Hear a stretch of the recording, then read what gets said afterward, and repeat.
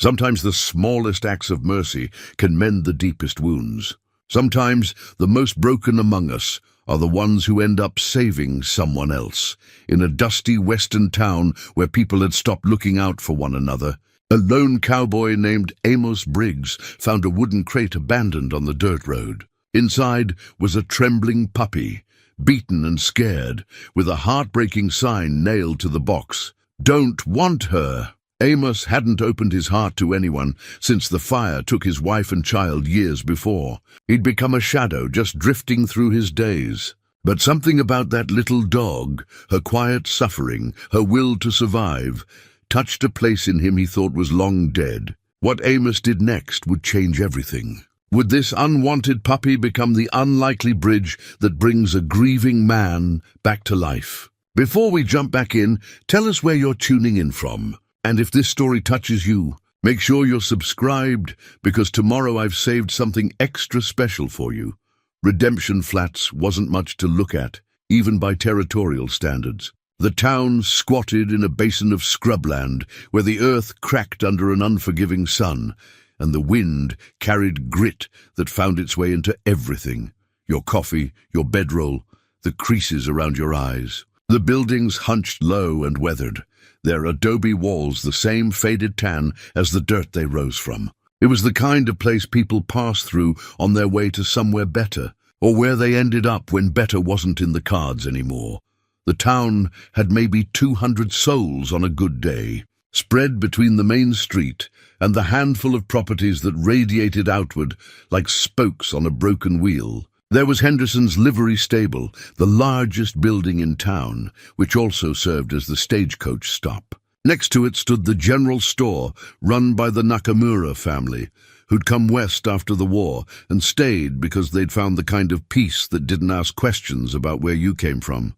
Doc Winters kept an office above the store, treating everything from snake bites to childbirths to the occasional bullet wound. Though those had grown rarer as the town aged into itself.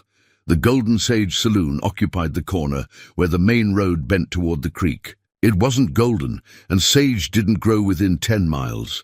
But Maggie Chen had inherited the name, along with the deed when her husband died of pneumonia 5 winters back. She kept it running with quiet efficiency, serving decent whiskey and better stew, maintaining a place where men could drink without getting stupid about it.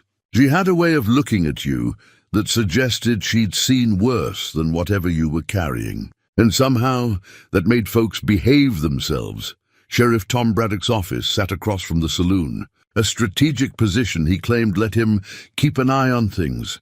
Tom was pushing 60, with a belly that spoke of Maggie's cooking, and a face that had seen enough of life's cruelties to have earned its deep lines honestly.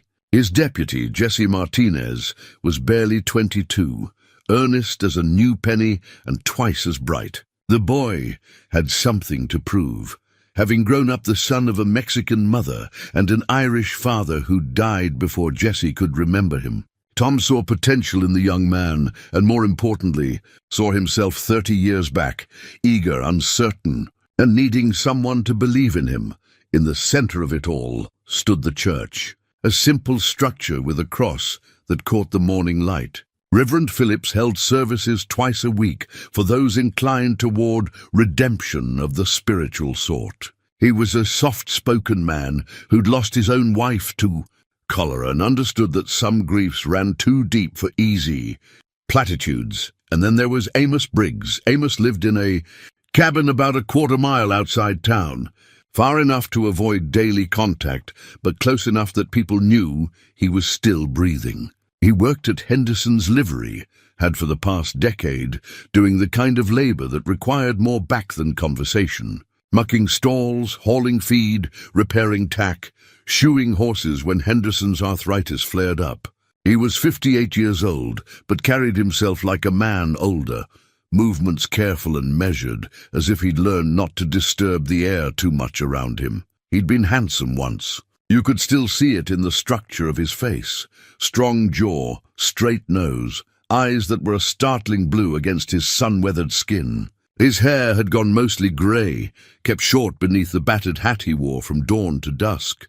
He stood just over 6 feet, still had the broad shoulders of a man who'd spent his life working with his hands. But there was a hollowness to him now, like something essential had been carved out and never filled back in. 10 years ago, Amos Briggs had been a different man entirely.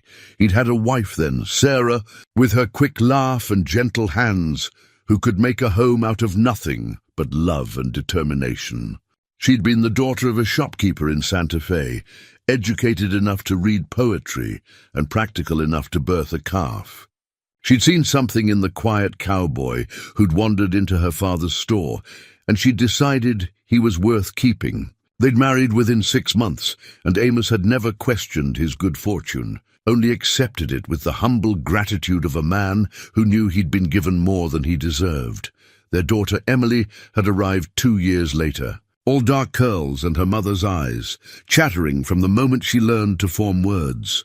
She'd been 8 years old when it happened, old enough to have a personality that filled a room, young enough to still believe her father could fix anything. The fire had started on a September evening, while Amos was away on a cattle drive, helping Henderson move stock to winter pasture. A neighbor had seen the flames, tried to get inside, but the heat drove him back. By the time enough men gathered to fight it, the adobe cabin was an inferno. They'd found Sarah and Emily in what had been their bedroom, overcome by smoke before the flames reached them. The neighbor said Sarah had been covering Emily with her own body, trying to protect her daughter until the very end. They'd buried them on a Thursday. Amos had stood at the graveside holding Sarah's silver locket, the one he'd given her on their wedding day, the one that held a tiny photograph of the 3 of them taken at a traveling photographer's studio. He'd stood there until everyone else had left, until the sun set and Sheriff Braddock gently took his arm and led him away. The investigation had been brief. A lamp knocked over, they'd said. Accident. These things happened in houses lit by flame and heated by wood stoves. No one was at fault. Just one of those tragedies that reminded you how fragile everything really was. Amos had stopped talking much after that. Oh, he could speak when he had to, answered direct questions, said please and thank you, conducted the basic business of staying alive. But the easy conversation, the casual warmth he'd once shared freely, that died with his family. He moved through his days like a man underwater, everything muffled and distant. He kept the locket, wore it on a chain beneath his shirt where no one could see it, where it rested against his heart like a stone. Some nights, when the whiskey wasn't enough to grant him sleep, he'd take it out and open it, studying those captured faces by lamplight. Sarah's smile, Emily's gap-toothed grin, his own younger face, still full of hope and possibility. Those nights, he'd wonder if it was his fault, if he should have been there, if he'd built the cabin better, maintained the lamps more carefully, if he'd just not taken that job driving Henderson's cattle. The spiral always ended the same way, with him closing the locket, setting it carefully on the small table beside his bed, and lying down to stare at the ceiling until exhaustion claimed him. The people of Redemption Flats had tried, at first, to pull him back into the world. Maggie Chen had brought meals until he'd quietly asked her to stop, not unkindly, just unable to bear the kindness. Doc Winters had checked on him weekly, until Amos assured him he wasn't going to do anything foolish. Sheriff Braddock had invited him to dinner so many times he'd finally stopped asking, settling instead for the occasional shared drink at the Golden Sage. 2 men sitting in companionable silence, because sometimes that was all you could offer. Henderson had given him the stable job, kept him on even when Amos's productivity dropped to half what it had been. The old man understood that work was the only thing keeping Amos tethered to the living world, and he wasn't about to cut that line. The town had eventually accepted what Amos had become. They nodded to him in the street, respected his silence, and worried about him in the quiet way of people who'd seen enough loss to recognize a man slowly disappearing into his own grief. Every evening, Amos would finish his work at the stable, walk the dusty road to his cabin, and sit on the porch with a tin cup of whiskey. Not enough to get drunk. He wasn't trying to escape, just to dull the edges enough to make it through another night. He'd watch the sunset over the scrubland, painting the sky in colors Sarah had loved, oranges and purples, and that particular shade of pink she'd called blessing light. Then he'd go inside, eat something simple if he remembered, and eventually lie down in a bed that felt too big and too empty. He'd touch the locket one more time, and sometimes, not every night but often enough, he'd whisper into the darkness, "I'm sorry. I'm so sorry." And the darkness never answered back. This had been his life for 10 years. Not living exactly, but not quite dying either. Existing in the grey space between, going through motions that had long since lost their meaning. He'd forgotten what joy felt like, what purpose tasted like. He'd become a ghost haunting his own life, and he'd made a kind of peace with it. Henderson had noticed it getting worse lately. The way Amos's hands had developed a slight tremor, how he'd lost weight he couldn't afford to lose, how his eyes had taken on a distant quality that suggested he was looking at something the rest of them couldn't see. The old livery owner had mentioned it to Sheriff Braddock over coffee one morning, his weathered face creased with concern. "I'm worried about him. Tom, I think he's letting go." Braddock had nodded slowly, knowing exactly what Henderson meant. They'd both seen men do it before, make that quiet decision to stop fighting, to just let the current carry them away. "I'll talk to him," Braddock had promised, though they both knew talking probably wouldn't help. Amos Briggs had built walls around his grief so high and thick that no words seemed able to scale them. But sometimes life has other plans. Sometimes salvation comes from unexpected places, in forms you'd never think to pray for. Sometimes it comes in a wooden crate, broken and unwanted, left in the dirt like trash. On this particular morning, a Tuesday in late April, when the air already shimmered with heat despite the early hour, Amos Briggs walked the familiar path from his cabin to Henderson's livery. His boots kicked up small clouds of dust with each step. The town was just waking up, smoke rising from morning cookfires, the sound of a rooster somewhere announcing the day with more enthusiasm than it deserved. Amos's mind was on nothing in particular, which was how he preferred it. Empty thoughts meant no memories, and no memories meant no pain. He'd gotten good at this over the years, the art of thinking about nothing at all. He rounded the bend where the road widened toward the stable, already reaching for the worn leather gloves in his back pocket, and that's when he saw it. A wooden crate sitting in the middle of the road, rough-hewn and weather-stained. At first, he thought someone had dropped freight from the morning stage. But the stage didn't come through until afternoon, and something about the way the crate sat there, alone, deliberately placed, made him slow his steps. He almost walked around it, almost kept going, because whatever was in that box wasn't his problem, and he'd learned that problems were easier to avoid than to solve.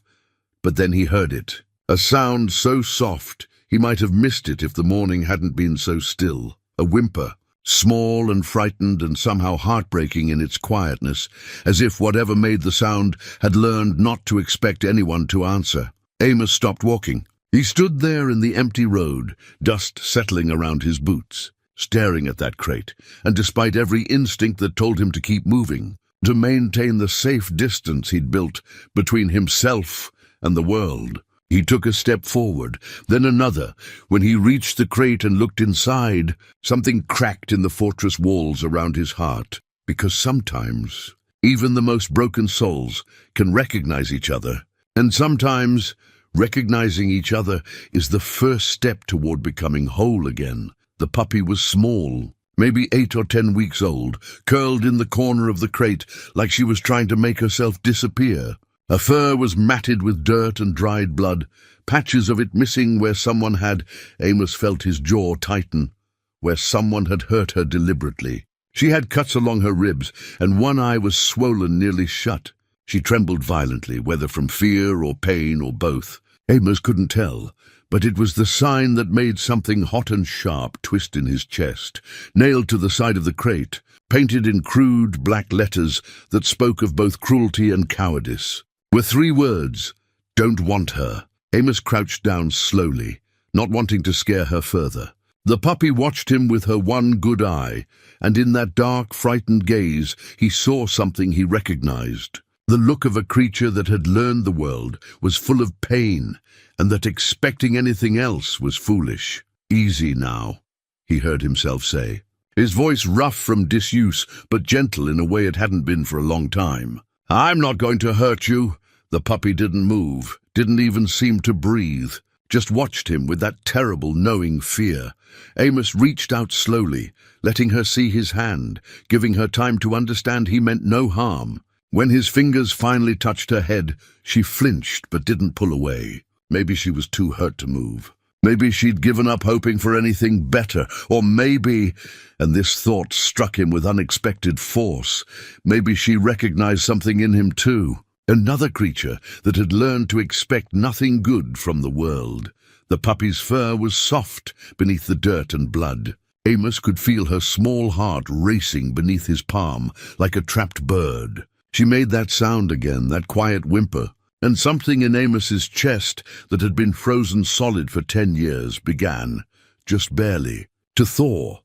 He thought of Sarah, how she'd always brought home strays, injured birds, orphaned kittens, once even a fox with a broken leg. She'd nursed them back to health in their kitchen, crooning to them in that soft voice, while Emily watched with wide, wondering eyes. "Everything deserves a chance, Amos," she'd tell him. "Everything deserves someone to care." The memory hurt like a physical wound, sharp enough to make him catch his breath. But beneath the pain was something else, something that felt almost like Sarah's hand on his shoulder, her voice in his ear saying what he knew she'd say if she were here. "Don't you dare walk away from her." Amos looked at the puppy, at this small, broken thing that someone had literally thrown away, and made a decision he didn't fully understand. "All right," he said quietly. "Let's get you some help." He lifted the crate carefully, mindful of the puppy's injuries. She whimpered again, but didn't struggle. The weight was nothing, but carrying it felt like the heaviest thing he'd done in years. Each step toward Doc Winters's office felt like a choice, a commitment, a step away from the comfortable numbness he'd wrapped around himself. The town was more awake now. Mrs. Nakamura was sweeping the boardwalk in front of the general store. She looked up, saw Amos carrying the crate, and her hand went to her mouth. Even from a distance she could see the sign. "Amos," she called softly. "Is that dog?" he said shortly. "Hurt. Need to see Doc." She nodded, understanding flooding her kind face. "I'll let him know you're coming."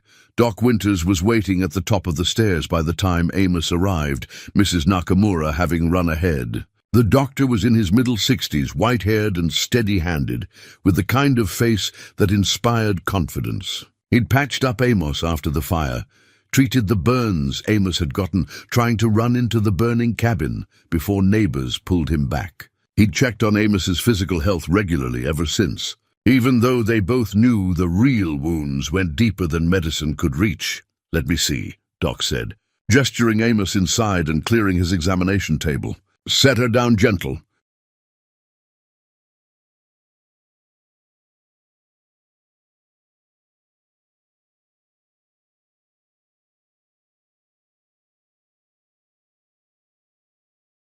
Amos lowered the crate and Doc peered inside. His expression darkened as he assessed the puppy's condition. He made a low sound in his throat that might have been anger or sorrow or both. Who would do this to a defenseless animal? Doc muttered, more to himself than to Amos.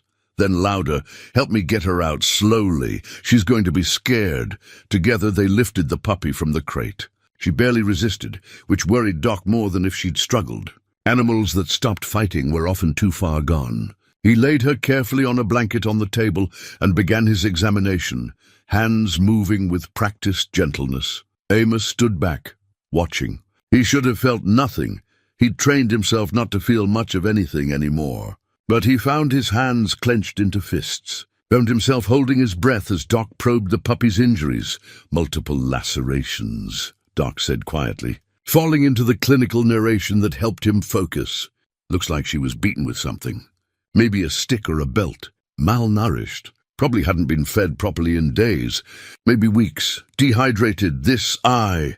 He touched the swollen socket gently. "And the puppy whined. Might have permanent damage, but I won't know for sure until the swelling goes down. Will she live?" Amos asked, and was surprised by how much the answer mattered. Doc looked up, studying Amos's face with the careful attention of a man who'd learned to read people as well as symptoms. Something passed across his features, recognition maybe, or hope, with proper care. Yes, she's young, and the young are resilient. But she needs medicine for infection, regular feeding, a warm place to rest, and, he paused meaningfully, someone to look after her. Check her wounds daily, make sure she eats and drinks, keep her quiet while she heals. They both knew what he was really asking. Amos looked down at the puppy. Her one good eye watched him with that same wary hopefulness. In the better light of Doc's office, he could see she was probably some mix of shepherd and maybe hound, with a brown and white coat beneath the filth. She'd be a medium-sized dog when grown, if she got the chance to grow. I'll take her, Amos heard himself say. The words hung in the air. Doc's eyebrows rose slightly. You'll need to— I know, Amos interrupted. Check her wounds. Feed her, keep her warm. I understand. It's a responsibility, Amos. She'll need more than just basic care. She needs— Doc searched for the right word.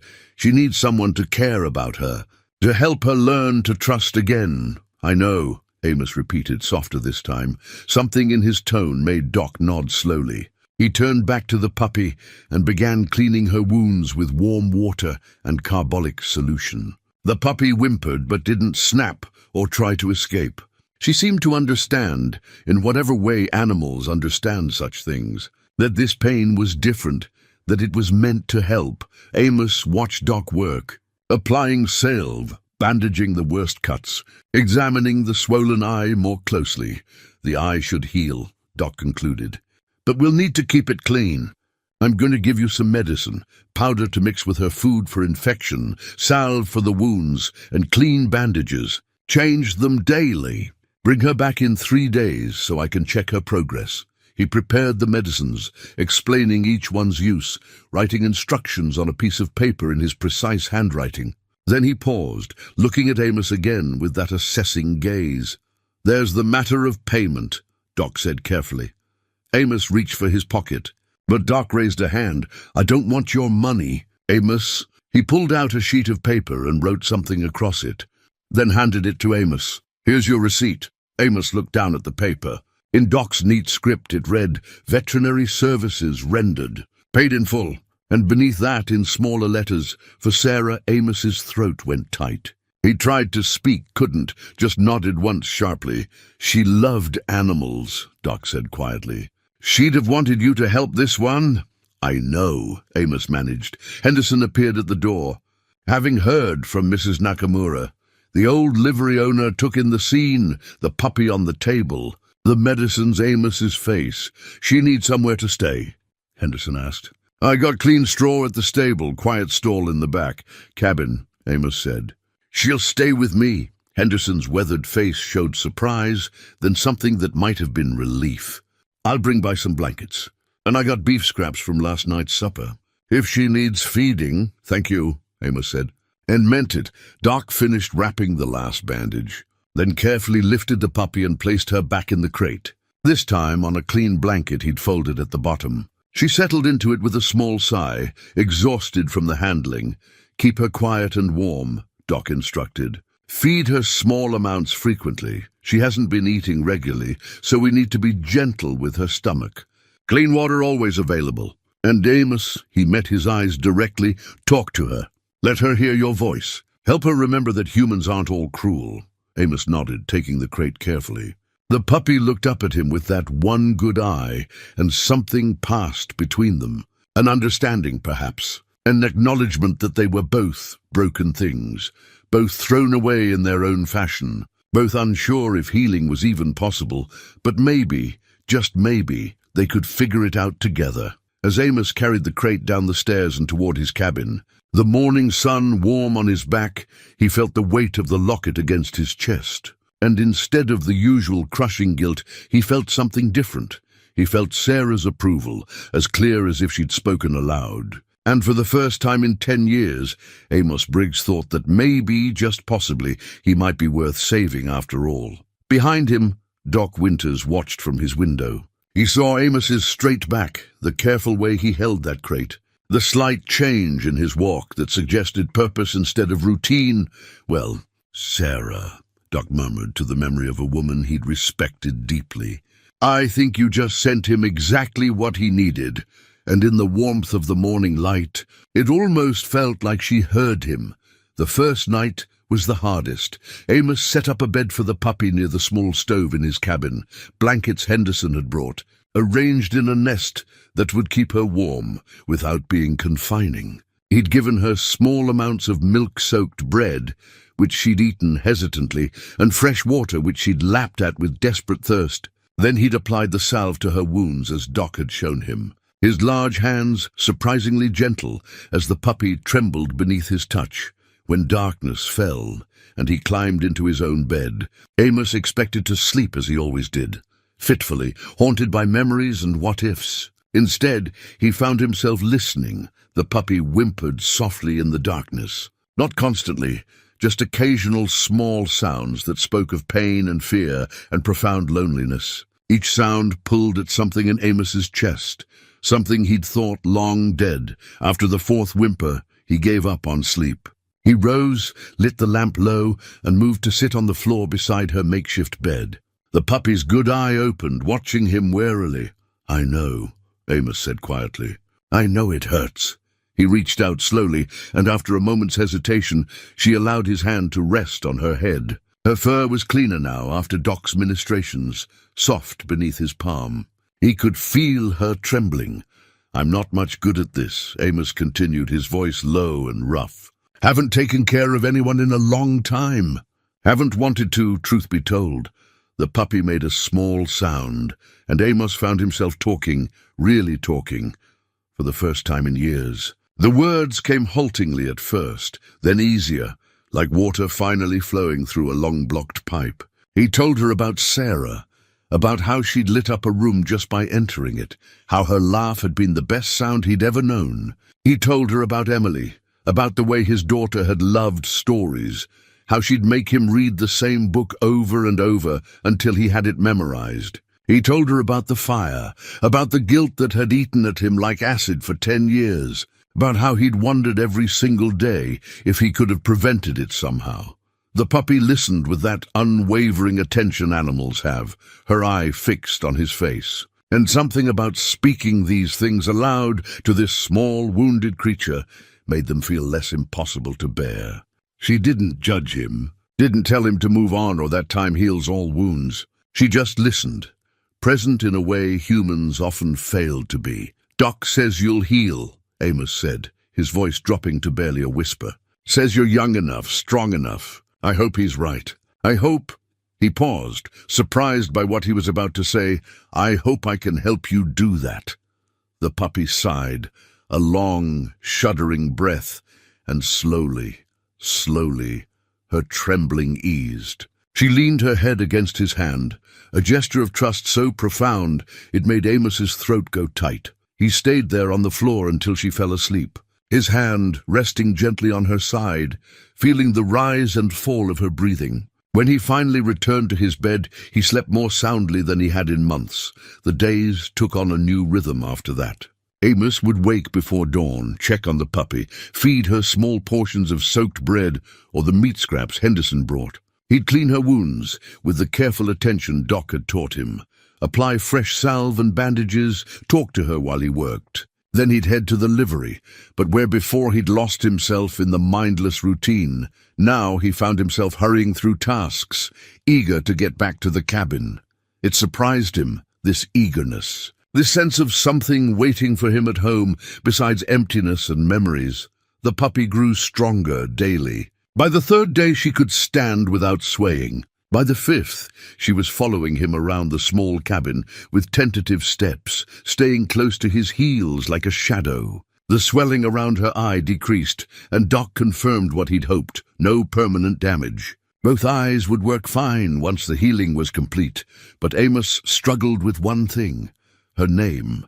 He'd tried not to name her at first. Names made things permanent, made them real in a way that felt dangerous. If he named her, he was admitting she mattered.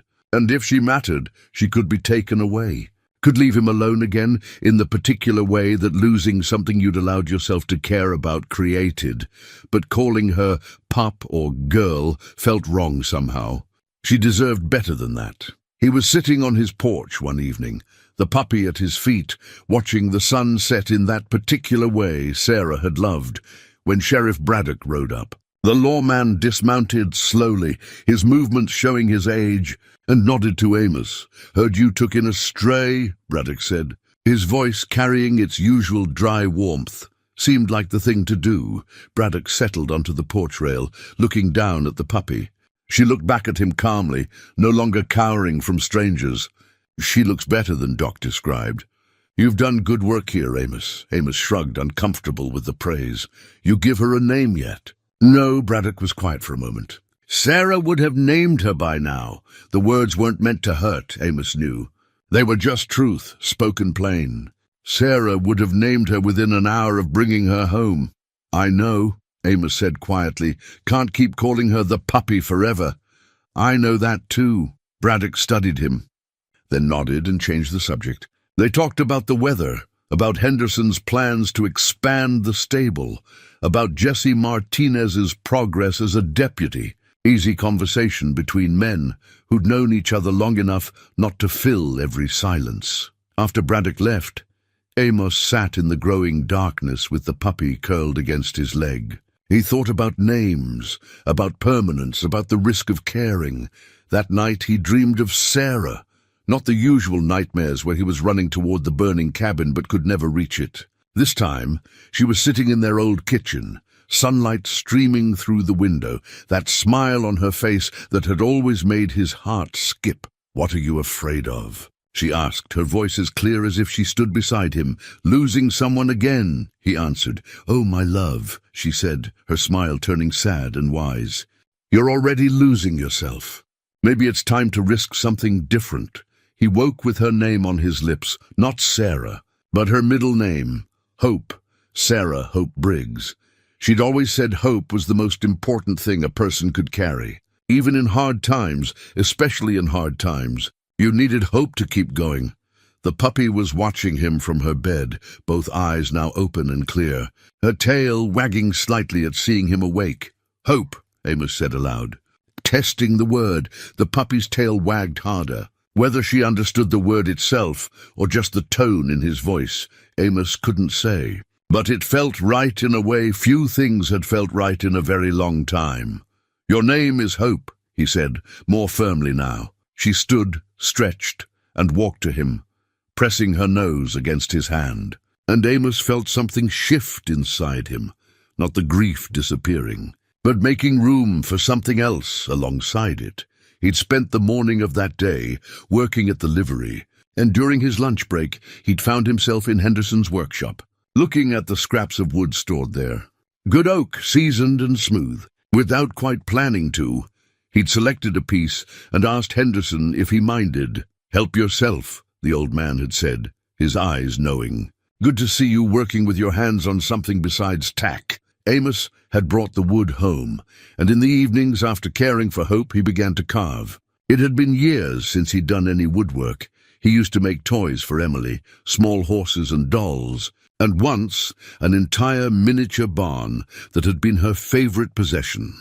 His hands remembered the movements, even if his heart had forgotten the pleasure of creating. He carved carefully, letting the bowl take shape over several evenings. Hope would sit beside him, watching the wood shavings fall, occasionally sniffing at them with curious interest. He made the bowl wider than necessary, deep enough to hold plenty of water, with a smooth interior that would be easy to clean. He carved her name along the outside in simple letters, taking his time to get each curve right. When it was finished, he sanded it until it was smooth as glass, then treated it with oil to protect the wood. The act of making something, of creating rather than just maintaining or enduring, felt like waking up after a long sleep. His hands moved with purpose, his mind focused on the work rather than circling the same dark thoughts that had occupied it for years. On the evening he finished, Amos filled the bowl with fresh water and placed it on the floor. Hope approached it cautiously, sniffed it, then looked up at him as if seeking permission. "It's yours," Amos said softly. She drank deeply, water splashing slightly as her tail wagged.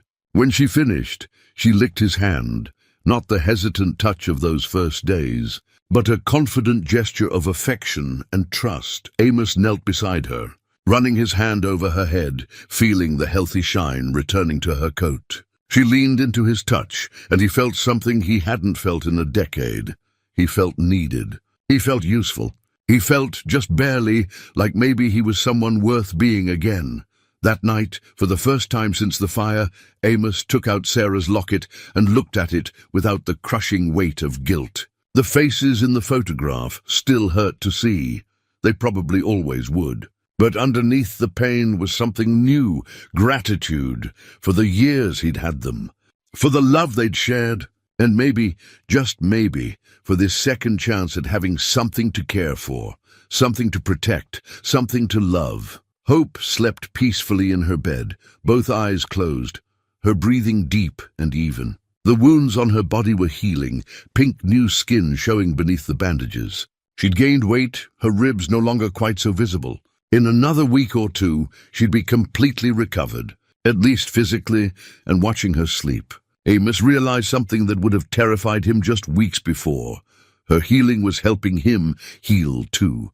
He didn't know if he deserved this second chance. Didn't know if saving one small dog could somehow balance the scales of all he'd failed to protect. But Hope didn't care about deserving. She just cared that he'd chosen to try, and maybe, Amos thought, closing the locket gently and setting it aside, maybe that was enough to build on. 3 weeks after finding Hope in that wooden crate, Amos stood in front of the small mirror in his cabin and barely recognized the man looking back at him. Not because he'd changed dramatically. The same weathered face, the same gray hair, the same blue eyes. But there was something different in those eyes now. A spark of life that had been absent for so long he'd forgotten what it looked like. Hope sat at his feet, tail wagging, watching him with bright, alert eyes. Both were fully healed now, and she'd filled out into a handsome young dog with intelligent features and a coat that shone with health. She followed him everywhere, a constant presence that had somehow become essential to his daily existence. "What do you think, girl?" Amos asked, adjusting his collar. "Presentable enough?"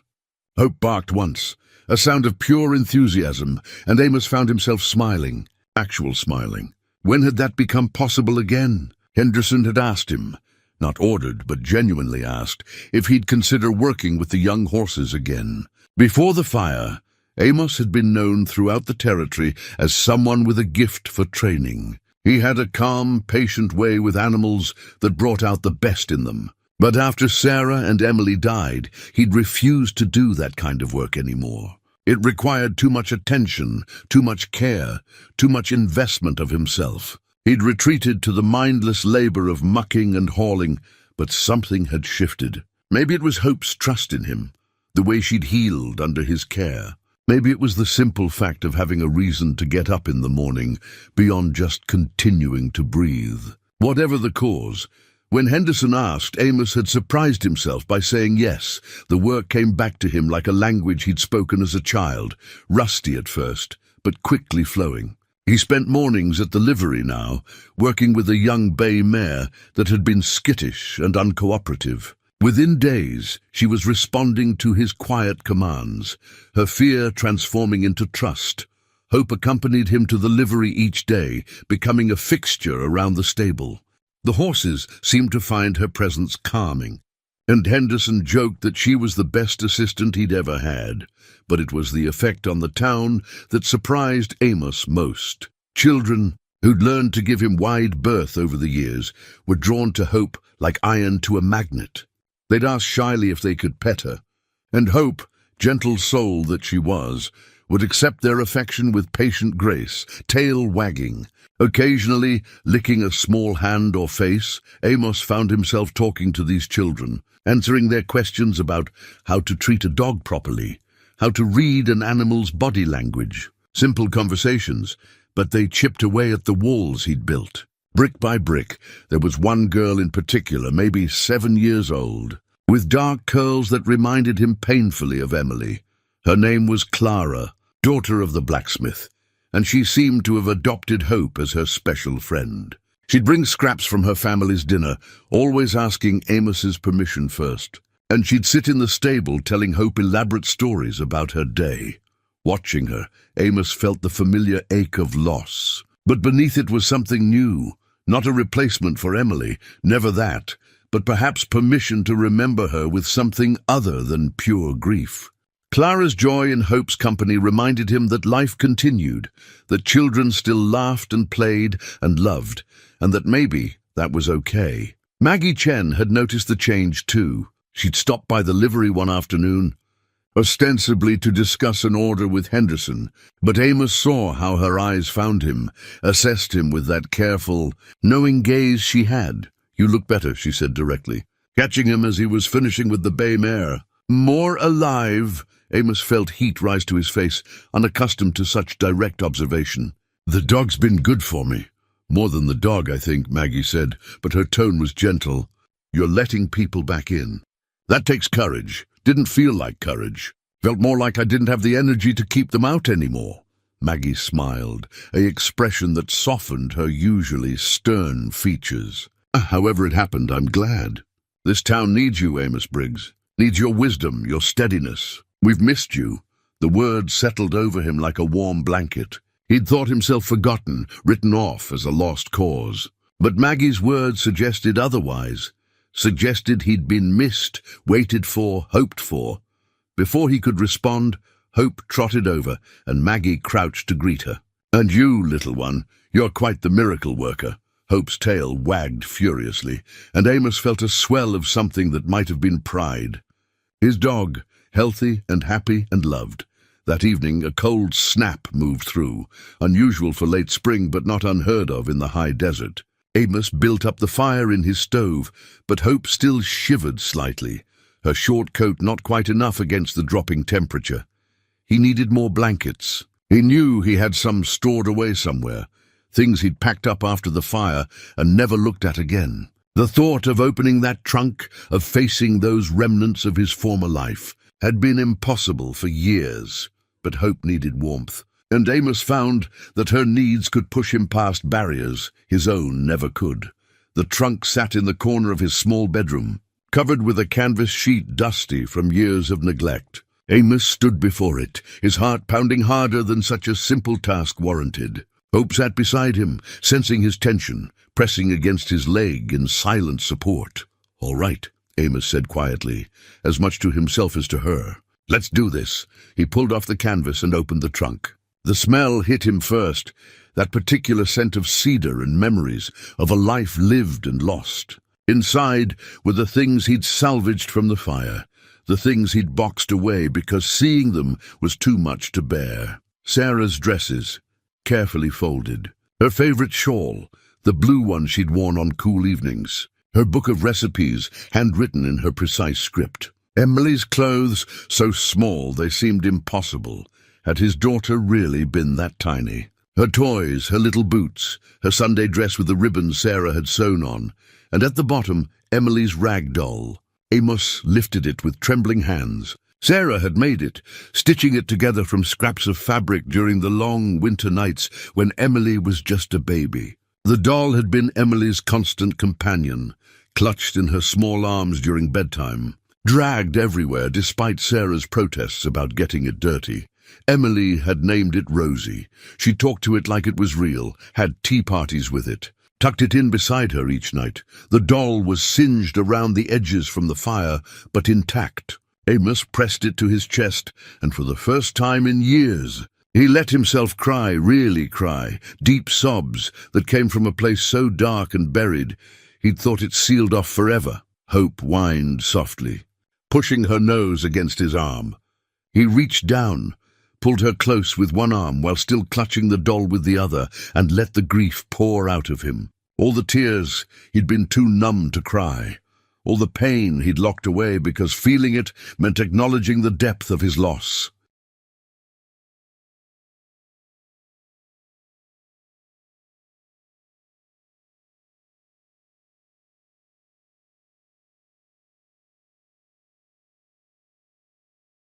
But hope stayed pressed against him, warm and solid and real. And eventually, he didn't know how long it took, the sobs subsided into quiet tears, and those into steady breathing. He looked at the doll again. Really looked at it. Sarah's careful stitches, the love sewn into every seam. The joy it had brought Emily. Would they want these things locked away? Would Sarah approve of him hiding their belongings like shameful secrets? Or would she want them used, want their memory to bring warmth and comfort to something living? Hope shivered again, and Amos made a decision. From Sarah's dresses, he selected the ones too damaged by smoke to ever be worn again. He took Emily's smaller clothes, the ones that were singed or stained. With careful hands, he tore the fabric into strips and squares, then braided and stitched them together into a blanket. Not pretty, but functional and warm. As he worked, Hope watched with patient interest. The work took hours. His stitches nowhere near as fine as Sarah's would have been, but solid enough. He worked by lamplight, and as his hands moved, he talked, to Sarah, to Emily, to Hope, to himself. He told them about Hope's rescue, about how this wounded pup had somehow reached past his defenses. He told them about starting to feel again, about how scary and wonderful it was to care about something after so long. He asked their forgiveness for taking so long to come back to life. He asked their blessing to use these remnants of their existence to create something new, and in the quiet of his cabin, with Hope at his feet and his hands moving in the familiar rhythm of creation, Amos felt something he hadn't dared hope for: peace. Not the absence of grief, but the ability to hold grief and love in the same heart without being destroyed by either. When he finished, the blanket was far from perfect. Mismatched colors, uneven stitches, edges that didn't quite align. But it was warm and soft, and when he laid it in Hope's bed, she immediately climbed onto it, circling 3 times before settling down with a contented sigh. The fabric from Sarah's blue dress, the cloth from Emily's favorite nightgown. Hope slept on them without knowing their history, without carrying the weight of all they represented. And somehow that felt right. These things weren't relics to be preserved in the dark. They were pieces of people he'd loved, and using them to comfort something living felt like the best tribute he could offer. Amos sat on his bed, watching Hope sleep on her new blanket. Emily's doll sat beside him on the nightstand, and instead of putting it back in the trunk, he left it there. A reminder not of death, but of the life they'd shared. For the first time in 10 years, Amos slept through the night without nightmares. The next morning, he did something he'd been avoiding since the funeral. He saddled Henderson's gentlest horse, lifted Hope onto the saddle in front of him, and rode to the small cemetery on the hill outside town. Sarah and Emily's graves sat beneath a gnarled oak tree, the only tree for miles, its presence there almost miraculous. The headstones were simple but well-maintained. Sheriff Braddock had been keeping them clean, Amos realized, touched by the quiet kindness. He dismounted, lifting Hope down carefully. She stayed close to his leg as he approached the graves, sensing the solemnity of the moment. "Sarah," he said aloud, his voice steady. "Emily, I'm sorry it took me so long to come back. I'm sorry for a lot of things." He told them about Hope, about the carving and the blanket and the slow return to something like living. He told them about the work with the horses, about talking to children again, about Maggie's kind words. "I don't know if I deserve any of this," he said quietly. "Don't know if I deserve a second chance. But Hope needed me, and somehow that made me need her. And maybe," he paused, the words difficult but necessary, "maybe you both would want me to keep going, to find some kind of life again." Hope sat patiently beside him, her warmth against his leg, an anchor to the present, while he made peace with the past. "I'll always love you," Amos said, his voice breaking slightly. "Always carry you with me. But I think I'm ready to stop just existing and start living again. Hope you don't mind." The wind rustled through the oak tree's leaves, and in that sound, Amos heard his answer. Sarah's voice in memory. "Live, my love. Live for all of us." He stood there a while longer, Hope patient beside him, and when he finally left, he felt lighter. Not because the grief was gone. It would never be fully gone, but because he'd made his peace with carrying it while still moving forward. Riding back to town, hope secure in his arms, Amos Briggs felt something he hadn't felt in a decade. He felt ready for whatever came next. 2 months had passed since that morning when Amos found hope in the wooden crate, and Redemption Flats had slowly become something other than just a place he existed. It had become, once again, a community he was part of. Amos had gained back the weight he'd lost, color returning to his weathered face. He no longer walked with that defeated slump, shoulders curved inward like he was trying to make himself smaller. Instead, he stood straight, met people's eyes when they greeted him, even initiated conversations occasionally, brief ones, but genuine. He'd begun taking his evening meals at the boarding house twice a week, sitting at the long communal table where townspeople gathered. The conversations washed over and around him. Talk of crops and weather, gossip and news, the comfortable chatter of people who'd lived alongside each other long enough to know each other's rhythms. At first, he'd simply listened, but gradually he found himself contributing a comment here, an observation there. Hope was always at his side during these meals, lying quietly beneath the table.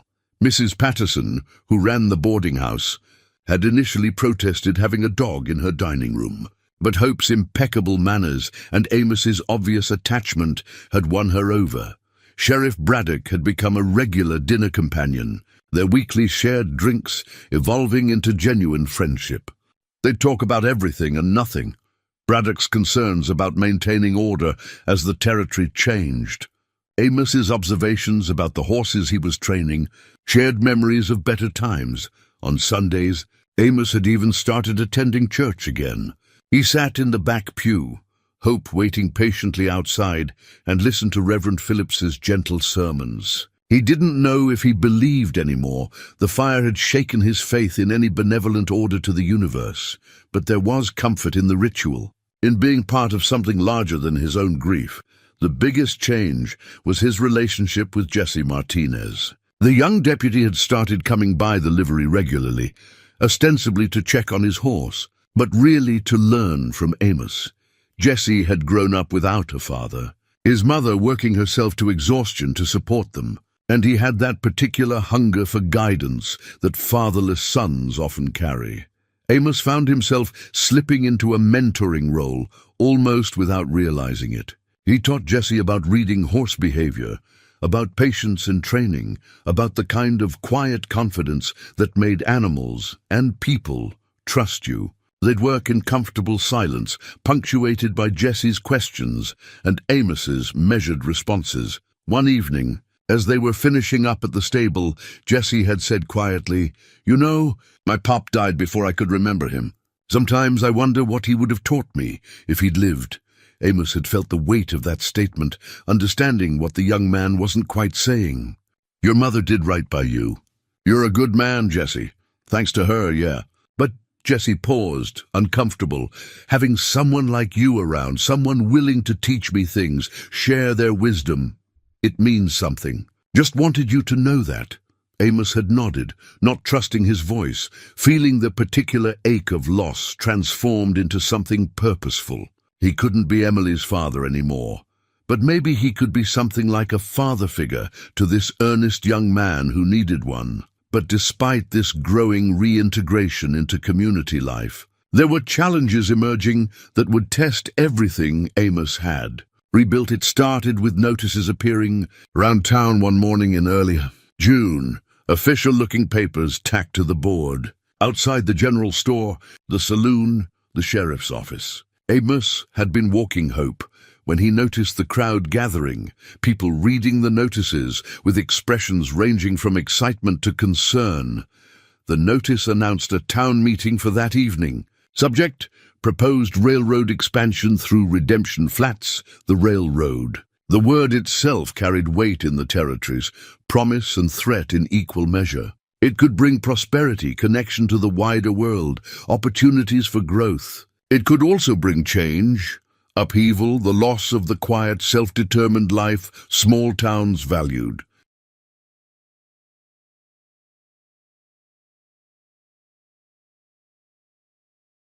Amos stood reading the notice, Hope sitting patiently at his feet, and felt an unfamiliar stirring of concern. He'd spent so long focused inward that external events had seemed irrelevant. But now he had connections again, people he cared about, a community that mattered to him. What happened to Redemption Flats suddenly felt personal.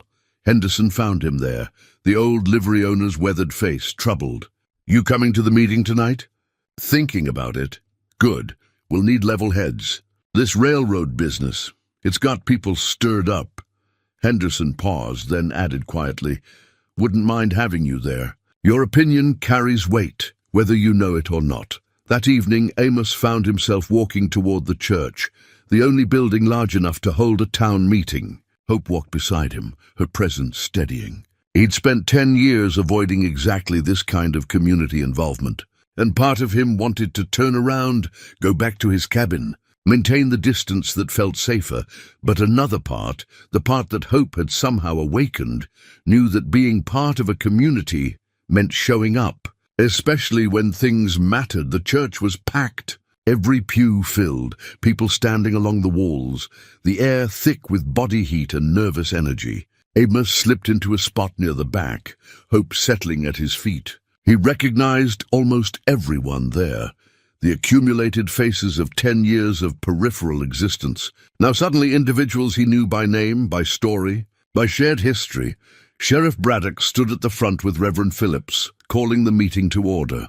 "Appreciate everyone coming out tonight. We've got a representative from the Denver and Santa Fe Railway Company here to discuss their proposal. I ask that we all listen respectfully, save our questions for after he's finished." The representative stepped forward, and Amos felt an immediate, instinctive distrust. The man was perhaps 40, wearing a suit too fine for the dusty reality of Redemption Flats, with slicked back hair and a smile that seemed practiced rather than genuine. Everything about him screamed Easterner, city man, someone who viewed places like this as opportunities rather than homes. "Good evening, folks. My name is Garrett Preston, and I'm the Regional Director of Expansion for the Denver and Santa Fe line." His voice was smooth, confident, the kind of voice accustomed to convincing people. "I'm here with what I believe is a wonderful opportunity for your community." He unfurled a large map, showing the proposed rail route. It would come up from Santa Fe, cut through Redemption Flats, and continue north toward Colorado. Preston talked about the benefits: regular freight service, passenger connections, economic growth, modernization. "Your town would become a regular stop on our line," Preston said, his smile wide. "Think about what that means. Regular supplies without waiting for wagon freight. Easy travel to cities. New businesses drawn by the rail access. Property values increasing. Jobs during construction and ongoing operation. Your children would have opportunities you never dreamed of." Amos watched the faces around him. Some lit up with excitement, younger folks mostly, those who felt constrained by the isolation of territorial life. Others looked worried, the older generation, those who remembered when the town was even smaller, who valued the quiet rhythms of life here. "Of course," Preston continued, "we'd need to acquire some land for the route.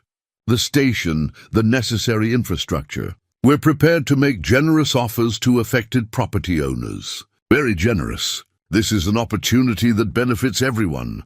Questions erupted once he finished. "What about the noise? The disruption during construction? Which properties would be affected? How much control would the railroad have over the town's development?" Preston answered smoothly, deflecting concerns, emphasizing benefits. But Amos noticed how his eyes would linger on certain faces, calculating, assessing. This was a man accustomed to getting what he wanted. Henderson stood, his voice carrying the authority of age and respected position. "Mr. Preston, progress is well and good, but Redemption Flats has a character, a way of life. We're not looking to become some rough railroad town full of transients and trouble. How do we preserve what we value while accepting what you're offering?" Preston's smile didn't waver. "That's entirely up to your community, Mr. Henderson. The railroad simply provides access. What you do with it is your choice." But Amos heard the subtext. "We're coming regardless. The only question is whether you cooperate or resist. When the floor opened for general discussion, voices rose in debate. Some argued passionately for accepting the railroad. Opportunity was opportunity, and refusing progress was foolish. Others argued just as passionately for rejection. The town didn't need outsiders deciding its future, didn't need the kind of growth that destroyed what made a place worth living in.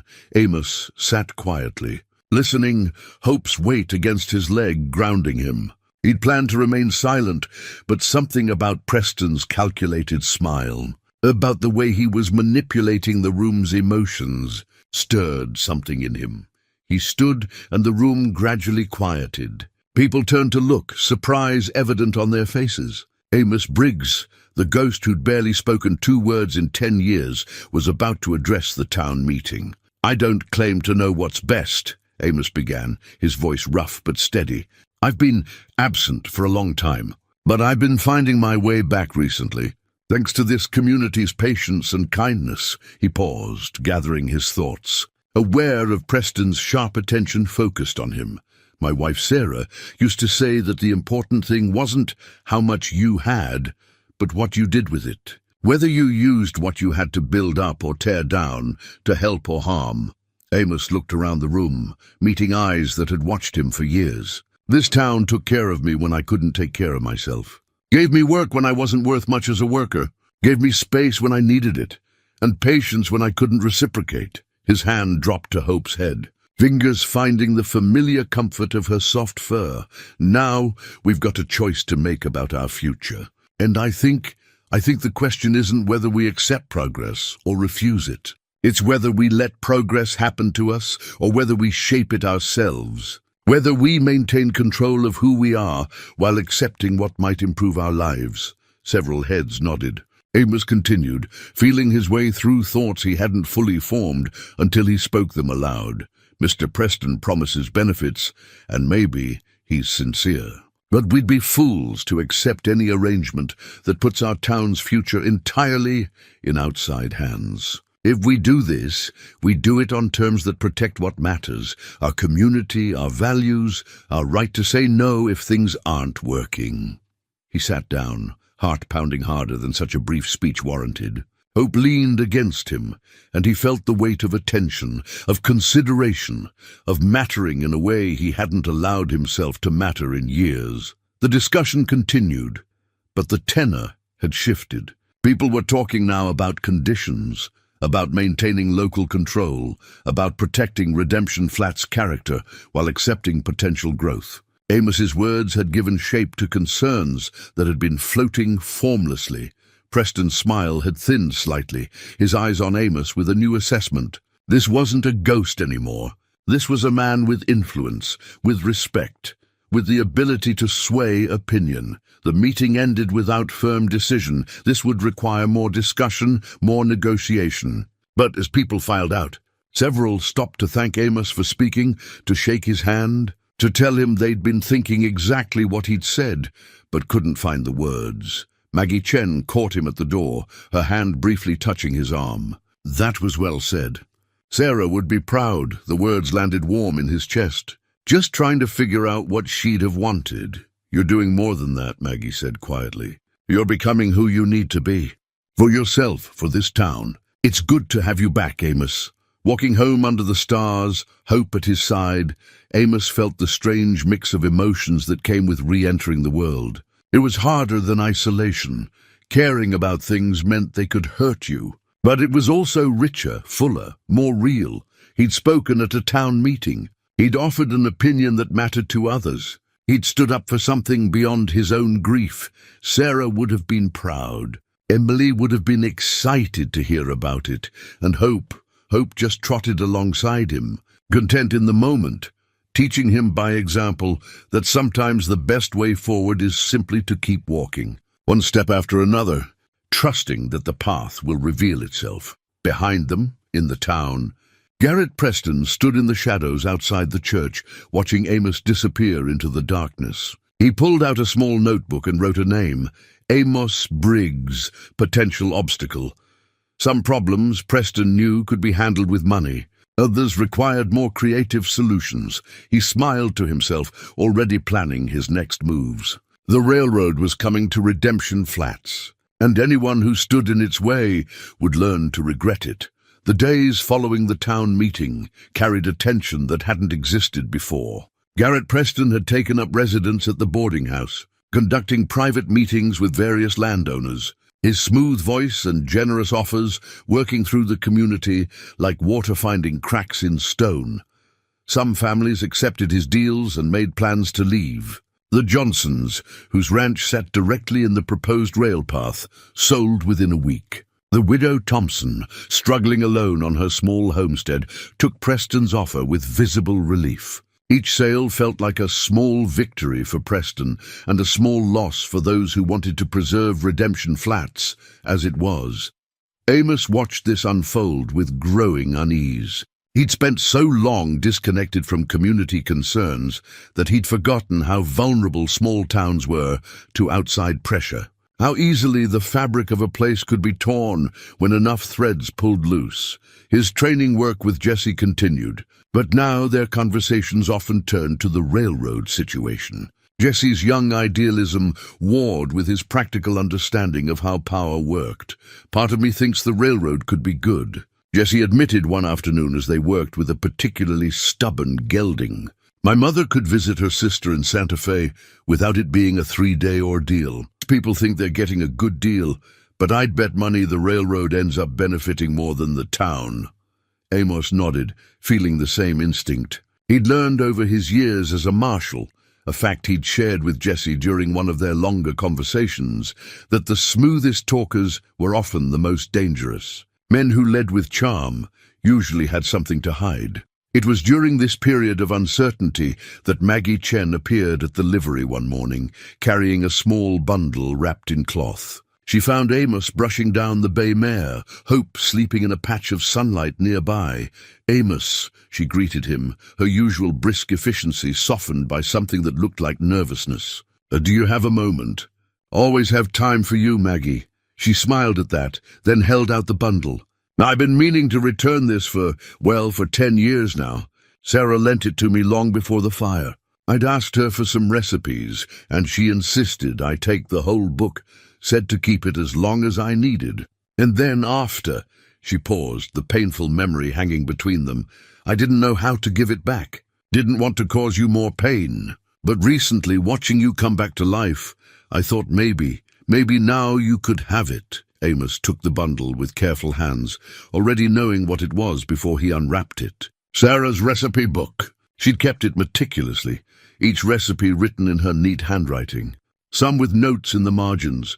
Amos's favorite, or "Emily asks for this every Sunday," or "needs more salt."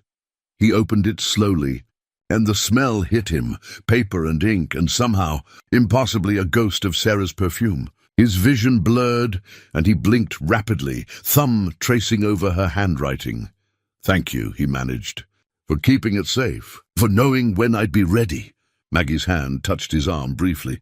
She was a wonderful cook, and more than that, she was generous with what she knew. Taught me things that made my saloon's food worth eating. I've been using her recipes all these years, feeding half the town with her wisdom. The thought settled warm in Amos's chest. Sarah's legacy, continuing in ways he'd never known. Her kindness multiplied through Maggie's hands, nourishing a community that had been theirs. That evening, Amos sat at his small table, Hope at his feet, and went through the book page by page. Each recipe was a memory. Sunday roasts that had filled their cabin with mouth-watering smells. Stews that had warmed cold winter nights. Pies that Emily had helped make. Her small hands covered in flour as she'd laughed. He found the recipe for Sarah's famous beef stew, the one she'd make for special occasions or when someone in town was sick or grieving. She'd always said food was how you showed love, when words weren't enough. On impulse, or maybe it wasn't impulse, maybe it was something deeper. Something about honoring Sarah's memory by living it, rather than just mourning it. Amos decided to make the stew. He hadn't cooked anything substantial since before the fire.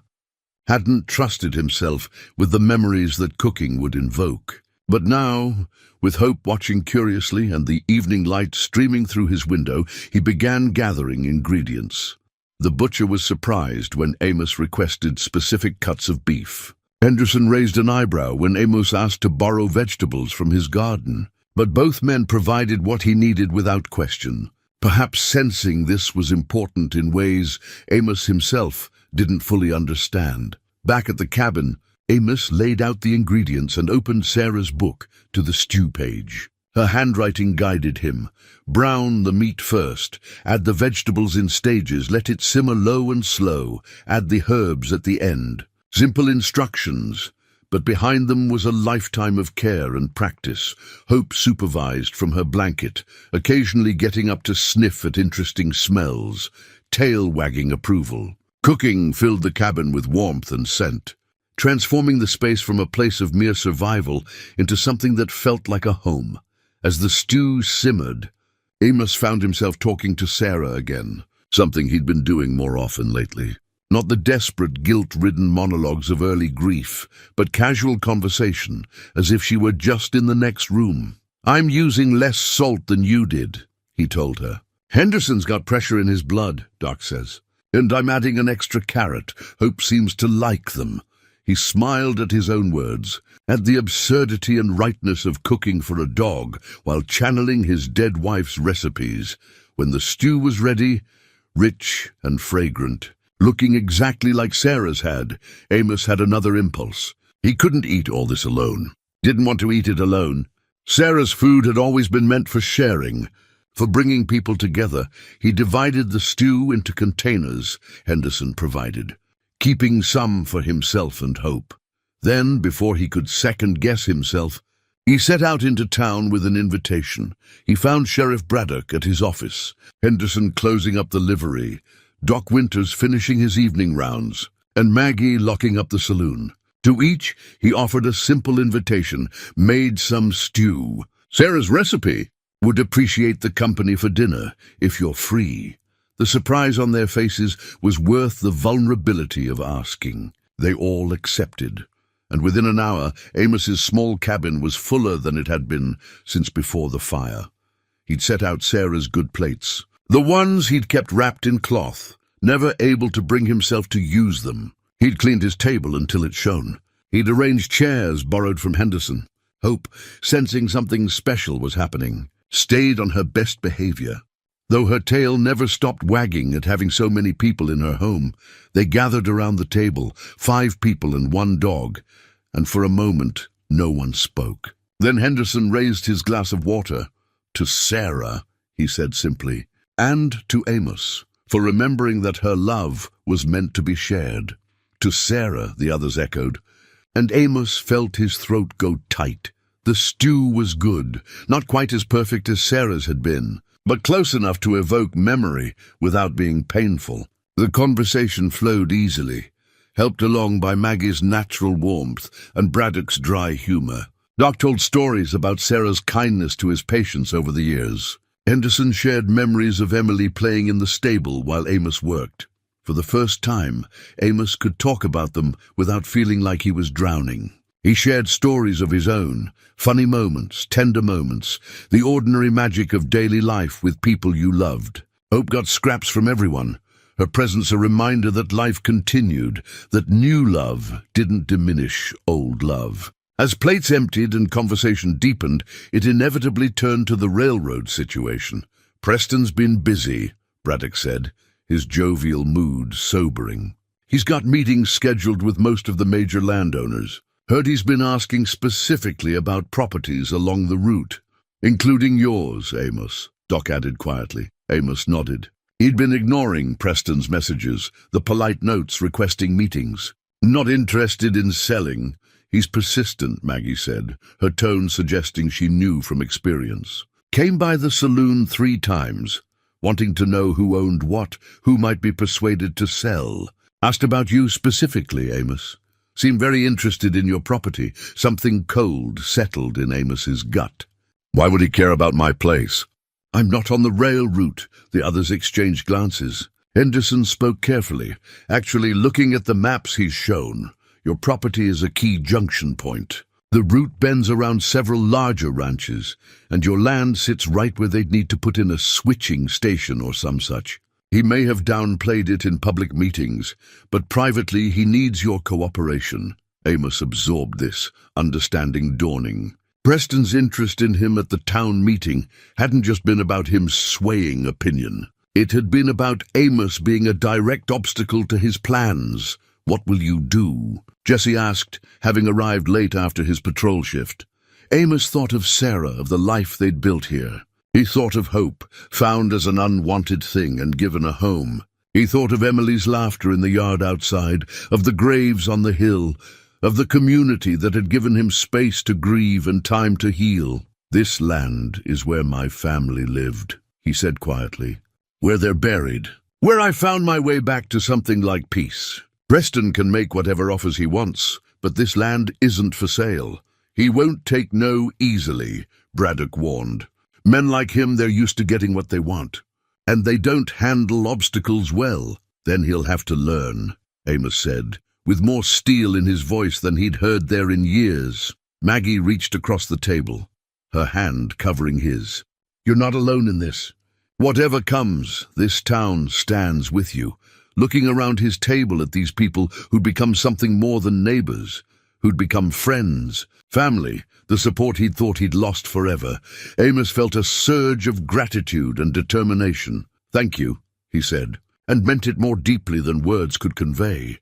They talked long into the evening, sharing concerns and strategies, but also sharing laughter and warmth and the comfortable fellowship of people who cared about each other. Hope moved from person to person, accepting pets and scraps. Her contentment, a reminder that sometimes the simplest things, food, company, shelter, love, were the most important.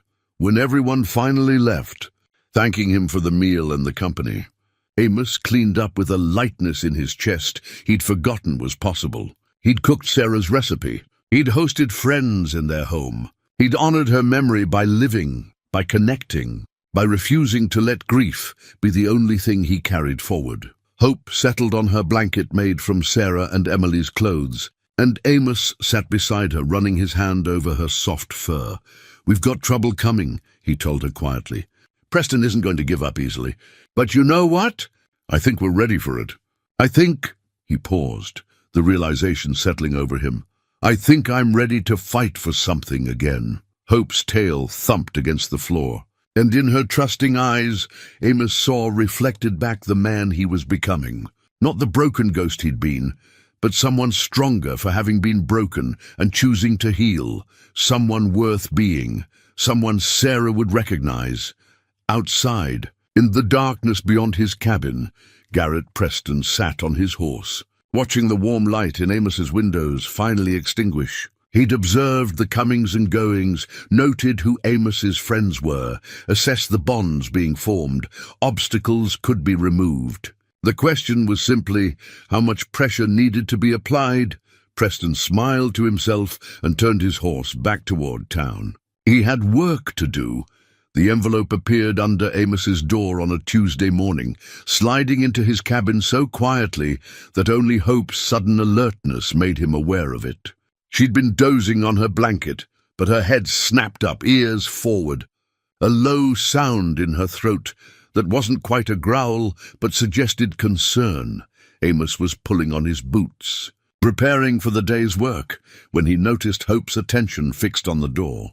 He rose, opened it, and looked out to see nothing but the empty pre-dawn darkness. No footsteps, no horse, no sign of who delivered what lay on his floor. A plain manila envelope, unsealed, thick with what felt like papers inside. No name, no marking, just the envelope itself.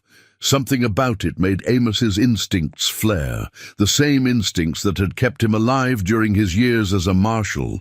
Instincts that had lain dormant, but not dead during his decade of grief. This wasn't a social call or a business inquiry. This was information someone wanted him to have, but didn't want traced back to them. He carried the envelope to his table, lit the lamp even though dawn was breaking, and carefully pulled out the contents. What he found made his blood run cold. Newspaper clippings yellowed with age. The first from a town called Cedar Springs, dated 8 years back. Mysterious fire claims 2. Property sold to railway concern. Another from Willow Creek 6 years ago. Family perishes in blaze. Land acquired for rail expansion. A third from Blackrock 4 years past. Similar story, similar outcome. And then the dates and locations started becoming more recent, more frequent. Always the same pattern. Fires in small towns along proposed railway routes. Fires that struck properties of landowners who'd refused to sell. Fires that were ruled accidental but led to land-changing hands.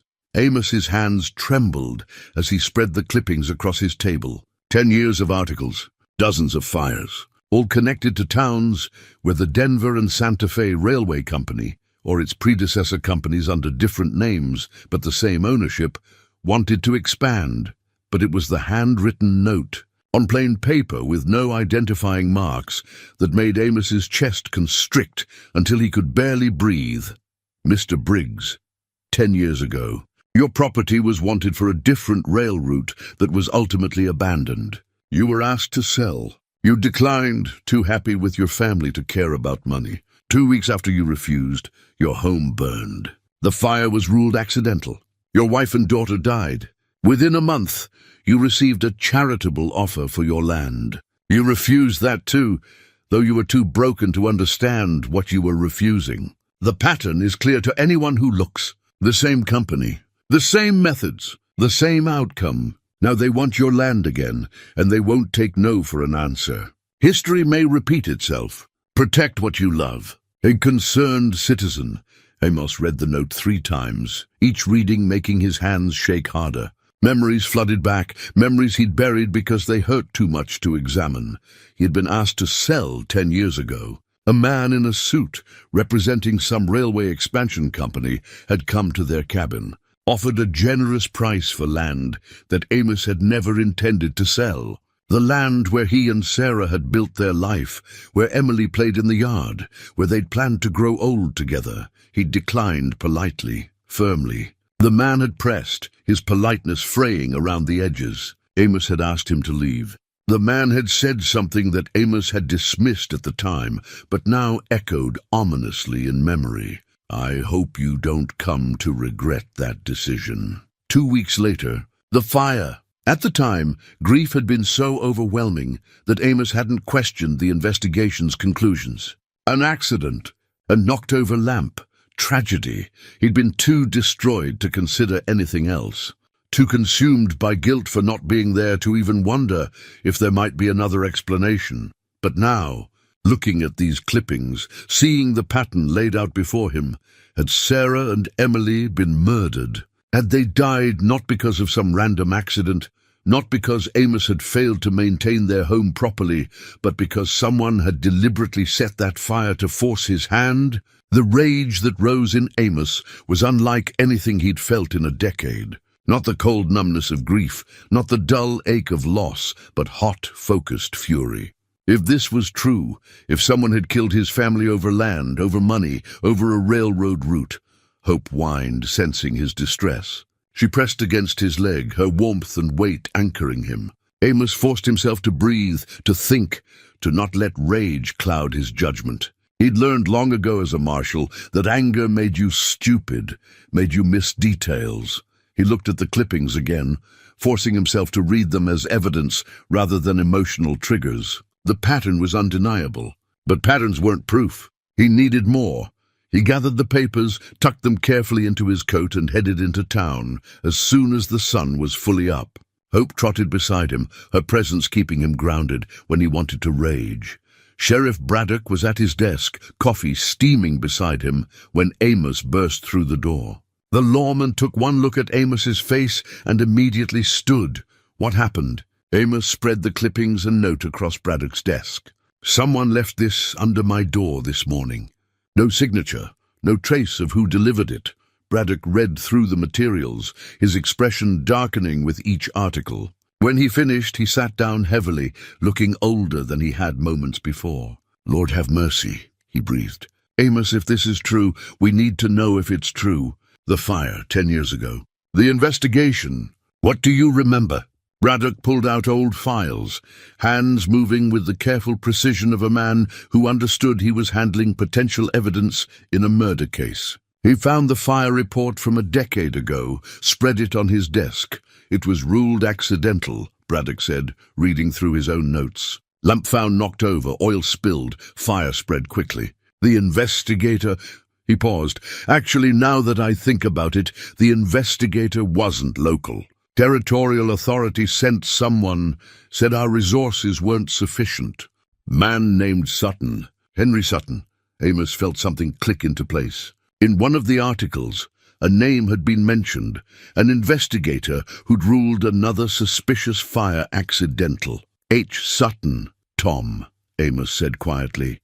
I need you to look into something. These other fires, the ones in these articles. See if you can find who investigated them. See if Sutton's name comes up. Already planning to. Braddock's jaw was set hard. And I'm going to look into this railway company. Who owns it? Who ran it 10 years ago? Whether there's any connection to Preston. Doc Winters arrived at the sheriff's office, summoned by a message Braddock sent. He read through the materials, his medical precision extending to the analysis of evidence. The burn patterns on Sarah and Emily, Doc said slowly, his voice heavy with the weight of memory. I noted at the time that they seemed unusual. The fire was hot, very hot, hotter than a typical lamp fire should burn. I mentioned it in my report, but the investigator dismissed it, said old structures burn unpredictably. But you didn't believe that, Amos said, hearing what Doc wasn't saying. I didn't know what to believe. It was just an odd detail. But combined with this, he gestured to the clippings, it suggests accelerant. Someone who knew how to make a fire burn fast and hot. Amos's hands clenched into fists. Hope pressed against him, and he forced his fingers to relax, to stroke her head, to use her calm presence to maintain his own control. Henderson appeared next, having been fetched by Jesse, who Braddock had sent running. The old livery owner listened to the theory forming, his weathered face grave. I remember something else, Henderson said slowly. Right after the fire, maybe a week or two later, you received an offer for your land. Charitable relief, they called it. From an unnamed benefactor. I turned it down, Amos said. Didn't even read the amount. Didn't care about anything then. But I saw the paperwork, Henderson continued. Filed it away in case you ever wanted it. Let me get it, he returned with a folder, dusty and forgotten. Inside was the offer, generous, far more than the land was worth. And at the bottom, in small print, the representing company, Western Expansion Associates. Braddock pulled out the articles again, checking names. Western Expansion Associates shows up here and here. Different name than Denver and Santa Fe, but cheap.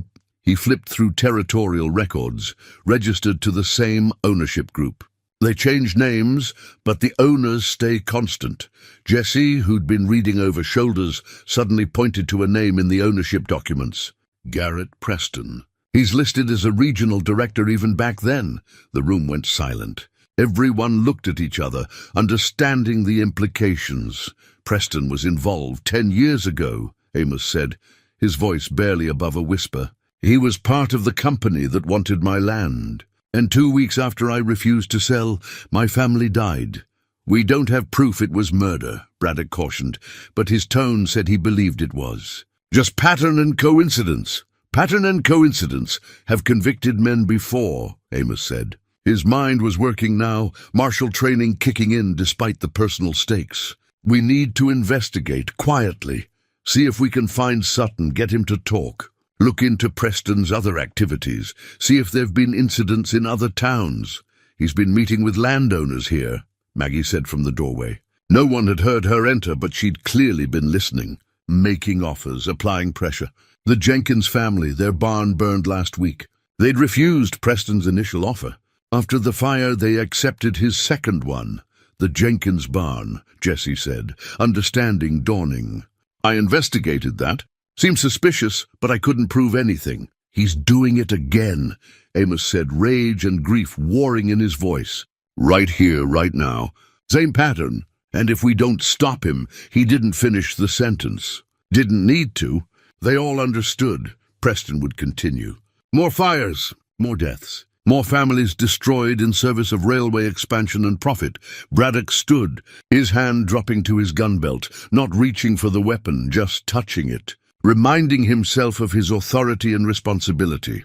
All right, here's what we do. Amos, you need to be careful.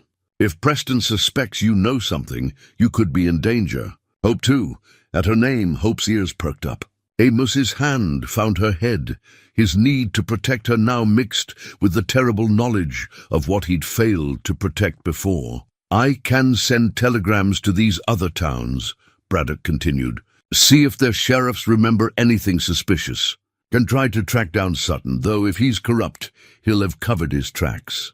Doc, you keep any medical records from 10 years ago? Everything, Doc confirmed. I never throw anything away.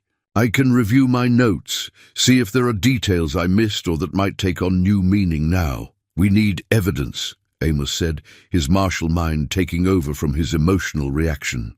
Pattern isn't proof. We need something concrete. A witness, documentation, something that ties Preston directly to arson or murder. He's careful, Maggie warned. Men like him don't leave obvious trails. But he's also arrogant. Arrogance makes people careless. Amos looked at the materials spread across Braddock's desk. 10 years of death and destruction, all in service of railroad expansion. Somewhere in this pattern was the truth about Sarah and Emily's deaths. Somewhere in Preston's arrogance was the mistake that would bring him down. We investigate, Amos said firmly. Carefully, quietly, but thoroughly. And we protect this town. No more fires, no more deaths. And when we have proof, Jesse asked, then we bring him to justice, Braddock said. Legal justice, proper justice. Not vigilante revenge. He looked at Amos meaningfully, and Amos nodded. He wanted Preston to pay, wanted it with every fiber of his being. But Sarah had believed in law and order, in doing things right even when it was harder. He'd honor her memory by doing this properly. One more thing, Doc said quietly. Whoever sent you that envelope, they're taking a risk. They know something. Maybe work for Preston, maybe just noticed the pattern. They're putting themselves in danger to warn you. Amos looked at the anonymous note again. Then we make sure their risk wasn't wasted. We stop Preston before he can hurt anyone else. As the group dispersed to begin their investigations, Amos stood alone in the sheriff's office with Hope at his feet. He pulled out Sarah's locket, opened it, looked at the faces of his wife and daughter. For 10 years, he'd carried guilt for their deaths. Now he knew, or strongly suspected, that guilt had been misplaced. They hadn't died because he'd failed. They died because a greedy man had wanted land more than he'd valued human life. The grief was still there, would always be there. But the guilt lifted, replaced by a different kind of responsibility. Not to prevent something that had already happened, but to ensure it never happened again. I'm going to stop him, Amos whispered to the photographs. I'm going to make sure what he did to you, what he did to us, doesn't happen to anyone else. I promise you that. Hope leaned against his leg, and Amos closed the locket. He'd found purpose in caring for an unwanted puppy. Now that purpose had expanded into something larger, protecting the innocent, pursuing justice, honoring his family's memory through action rather than just grief. Preston had awakened something in Amos that had been dormant for a decade. Not just the will to live, but the will to fight. And Amos Briggs, former U.S. Marshal, had been very good at fighting when it mattered. The investigation took shape over the following days, with the careful precision of men who understood that one misstep could mean the difference between justice and failure. Amos threw himself into it with an intensity that surprised even those who'd watched him heal over the past months. What they didn't know, what he hadn't shared with anyone except Jesse in passing, was that Amos Briggs hadn't always been just a cowboy working in a livery stable. That evening, after another long day of gathering evidence, Amos sat his closest allies down in Braddock's office. Hope lay at his feet, her presence grounding him as he prepared to reveal a part of himself he'd kept hidden for 20 years. There's something you all need to know, Amos began, his hands folded on the desk. Before I married Sarah, before I settled in Redemption Flats, I was a United States Marshal. The statement hung in the air. Henderson's eyebrows rose. Doc leaned forward with interest. Braddock's expression shifted from surprise to understanding. Suddenly, things about Amos made more sense. "I served for 12 years, Amos continued, his voice steady despite the weight of memory. "Worked mostly in the territories, tracking down fugitives, investigating crimes that crossed jurisdictional lines. I was good at it. Maybe too good. I saw things, did things, that eventually I needed to walk away from." He pulled a small wooden box from his coat pocket, one he'd retrieved from his cabin that morning. Inside, wrapped in cloth, was a tarnished silver badge. The 5-pointed star with U.S. Marshal engraved across it caught the lamplight as he set it on the desk. "I met Sarah while on an assignment in Santa Fe. She was—" He paused, the memory sweet and painful. "She was everything the badge life wasn't, gentle, hopeful, full of light. She made me want to be something other than a man who tracked criminals for a living. So I turned in my commission, married her, and tried to be just Amos Briggs, husband and father." "But you kept the badge," Braddock observed. "Couldn't quite let it go." "Sarah knew about my past, accepted it as part of who I'd been. But we agreed that life was behind me. I was determined to be a better man for her and Emily." Amos's fingers traced the badge's edge. "After they died, I couldn't look at this. It reminded me of the skills I'd had, skills that should have protected my family but didn't. I buried it away, just like I buried everything else. But now?" Maggie asked gently. "Now I understand those skills might be exactly what we need to stop Preston. I know how to investigate, how to build a case, how to read criminals and predict their moves. And I have contacts. Other marshals, judges, people in positions to help if we can give them enough evidence." Over the next hour, Amos laid out a strategy born from years of experience. He'd already sent telegrams to former colleagues using careful language that wouldn't alert Preston if someone was monitoring communications. He'd requested information about Preston's past activities, about similar cases in other territories, about any existing investigations into railway company practices. "The pattern is clear," Amos explained, spreading documents across the desk. "Preston's company identifies land they need. They make an offer. If refused, accidents start happening. Fires mostly, but also livestock deaths, crop failures, anything to financially pressure the landowner. Eventually people sell, usually for less than the original offer, and if they still refuse—" Jesse asked, though his tone suggested he already knew. "Then the accidents become fatal." Amos's voice was flat, controlled rage simmering beneath professional calm. "I've confirmed 5 definite cases where holdout landowners died in fires after refusing to sell. Sarah and Emily were likely victims 6 and 7. The Jenkins barn last week suggests he's following the same pattern here." Braddock had been corresponding with sheriffs in other towns. Several remembered the cases, remembered the slick investigator named Sutton who'd ruled everything accidental, remembered feeling like something was wrong but lacking proof. "I found Sutton," Braddock said grimly. "Or rather, found where he was. He died 6 months ago in a fall from a hotel window. Ruled accidental, but the timing is suspicious. Right after one of the towns he'd covered for Preston started asking questions about reopening old cases. Preston cleaning up loose ends," Amos said. "It was a familiar pattern from his marshal days. Criminals eliminating anyone who could testify against them. Doc had reviewed his medical records from 10 years ago, finding details that hadn't seemed significant at the time, but now formed part of a larger picture. The burn patterns, the unusual heat of the fire, the fact that Sarah and Emily had been overcome by smoke unusually quickly, suggesting the fire had spread faster than a simple lamp accident should have caused. It's not conclusive," Doc admitted, "but combined with everything else, it builds a strong circumstantial case." "Circumstantial won't convict him," Amos said, his martial experience showing. "We need something concrete. Either direct evidence linking him to the fires or a confession. How do we get either?" Henderson asked. Amos had been thinking about this, his old investigative instincts awakening. "Preston's arrogant.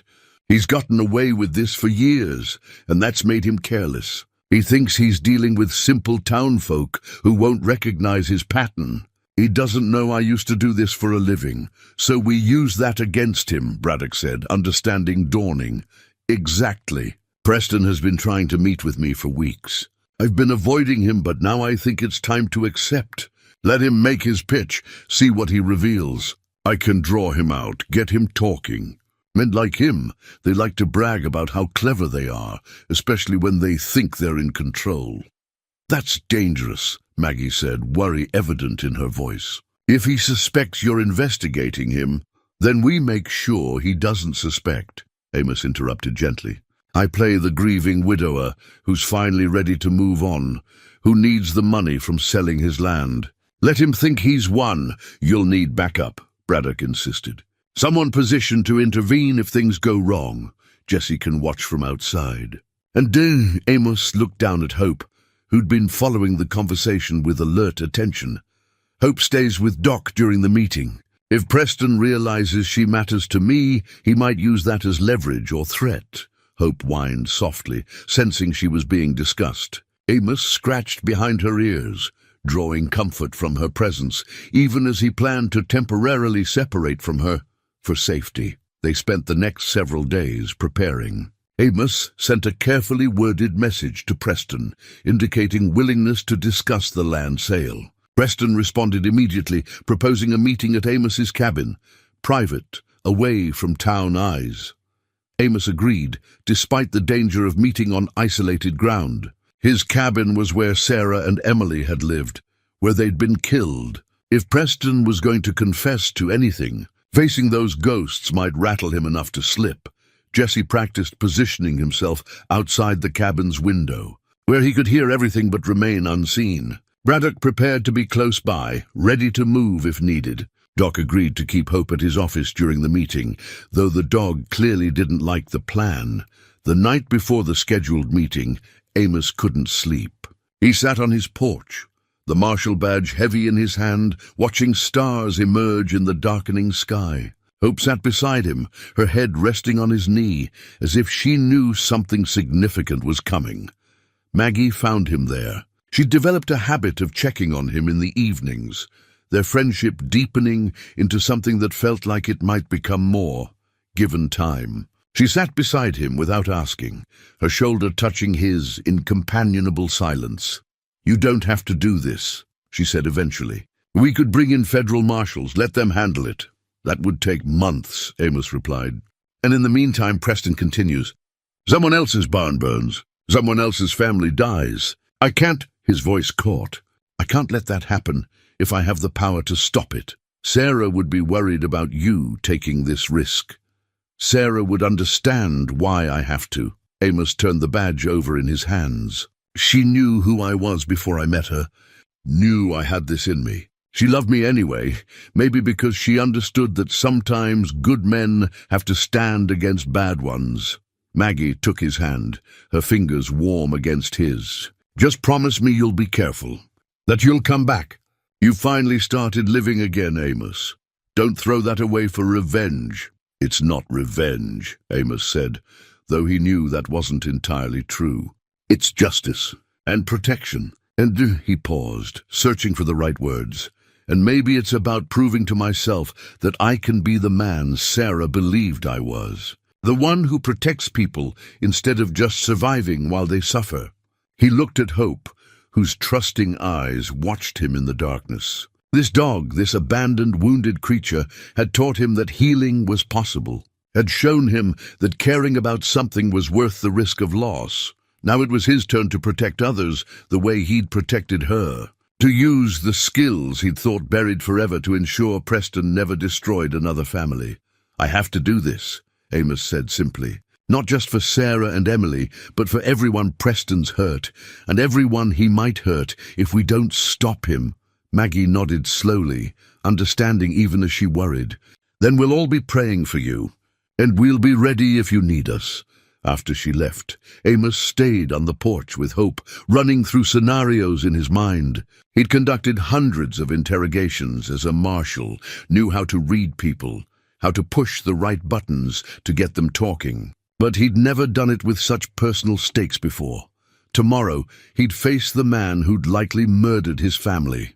He'd have to control his rage, maintain his cover, and somehow get Preston to reveal enough to ensure conviction, all while knowing that one wrong word, one suspicious reaction could endanger not just himself, but everyone he'd come to care about again. He pulled out Sarah's locket, opened it to the familiar faces. "Help me do this right," he whispered. "Help me be the man you believed I could be." Hope pressed closer against his leg, and Amos drew strength from her simple faith. She'd trusted him when she had every reason not to. She'd healed because he'd cared for her. Now it was time to care for his community, his town, his people. Time to be the marshal again, at least for one more case. Time to ensure that Garrett Preston faced justice for every life he'd destroyed. Inside his cabin, Amos prepared methodically. He cleaned his old revolver, kept oiled and functional out of habit, but unused for years. Not because he expected violence, but because preparation meant survival. He reviewed everything they knew, memorizing details, preparing questions that would seem innocent, but lead Preston toward revelation. He laid out clothes for the morning, fed Hope her dinner, and finally allowed himself to rest. Sleep came easier than he'd expected. His dreams filled not with nightmares of fire, but with memories of Sarah's laugh and Emily's joy. And when he woke to pre-dawn light, Hope already alert beside him, Amos Briggs felt something he hadn't felt in 10 years. He felt ready for confrontation, for truth, for whatever justice looked like when it finally arrived. The marshal badge sat on his nightstand, catching the morning light. Amos picked it up, turned it over one last time, then pinned it inside his vest where no one could see it. He was still Amos Briggs, cowboy, widower, dog owner. But today, he'd also be what he'd once been, a man who stood between the innocent and those who'd harmed them. Today, Garrett Preston would learn that some ghosts had teeth, and some old lawmen never really stopped being lawmen, no matter how long they'd been dormant. Hope barked once, as if in agreement, and Amos smiled despite the tension coiling in his chest. "All right, girl," he said, scratching her ears one last time before they'd have to separate. "Let's go finish this." The day of reckoning had arrived. Preston arrived precisely at the agreed time, his carriage rolling up to Amos's cabin with the confidence of a man accustomed to getting what he wanted. But he didn't come alone. 2 men accompanied him, hard-faced individuals with the look of hired muscle, guns visible on their hips. An intimidation tactic Amos recognized immediately. Preston wanted him nervous, off balance, eager to accept whatever deal was offered just to make the threat go away. Amos stood on his porch, hands relaxed at his sides, projecting nothing but calm acceptance. Hope was safely with Doc Winters, though leaving her had been harder than he'd expected.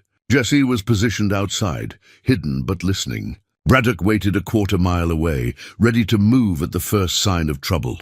"Mr. Briggs," Preston called out cheerfully as he dismounted. "Thank you for agreeing to meet. I think you'll find today very productive, Mr. Preston." Amos gestured toward his cabin. "Come inside. We can talk properly." Preston entered first, his confidence palpable, while his 2 men positioned themselves near the door, ostensibly casual, but clearly blocking the exit. Amos noted their positions with the automatic assessment of his martial training. Both were armed, both were alert. Neither looked particularly intelligent, which meant they'd follow Preston's orders without question. "I appreciate you finally agreeing to hear my proposition," Preston said, settling into Amos's chair without being invited. Another dominance move, claiming space that wasn't his. "I know you've been resistant, but I think once you hear the figures I'm prepared to offer, you'll see the wisdom of cooperation." Amos remained standing, keeping his own chair between himself and Preston. "I'm listening." Preston pulled papers from his case, spreading them on the small table with the flourish of a man revealing a winning hand. $5,000 for your property. That's triple its assessed value, Mr. Briggs. More money than a man like you could earn in a decade of work." "Generous," Amos said neutrally. "Very generous. Especially considering," Preston's smile took on an edge, "the property has certain liabilities. Tragic history. Some might say it's cursed. The fire that killed your family, that sort of thing, tends to lower value." "I'm offering to overlook that," Amos felt rage flare hot in his chest, but kept his expression neutral. Preston was testing him, seeing if mentioning Sarah and Emily would provoke a reaction. Why do you want it so badly? The railway needs a junction point. Your land is perfectly positioned. We've been willing to route around other properties, make compromises, but yours is essential to our plans. Preston leaned back, confidence radiating from him. I'm a patient man, Mr. Briggs, but my patience has limits, and if I decline your generous offer... Preston's smile thinned. That would be unfortunate. You see, men who stand in the way of progress tend to experience setbacks. Bad luck, you might say. Fires, accidents, the sort of tragedies that might strike anywhere at any time. Like the Jenkins barn last week? Exactly like that. Preston's eyes glittered, and Amos saw the arrogance there, the absolute certainty that he was untouchable. Mr. Jenkins learned the wisdom of cooperation. I hope you're equally wise. Amos let silence stretch, watching Preston carefully. The man was practically vibrating with the need to demonstrate his power, to make Amos understand how thoroughly outmatched he was. Men like Preston, in Amos's experience, couldn't resist showing off their cleverness. You've done this before, Amos said quietly. Other towns moved their properties. Preston laughed, actually laughed. Of course. This is business, Mr. Briggs. The railroad doesn't expand through politeness and hope. Sometimes obstacles need to be removed. He reached into his case again, pulling out a leather-bound ledger.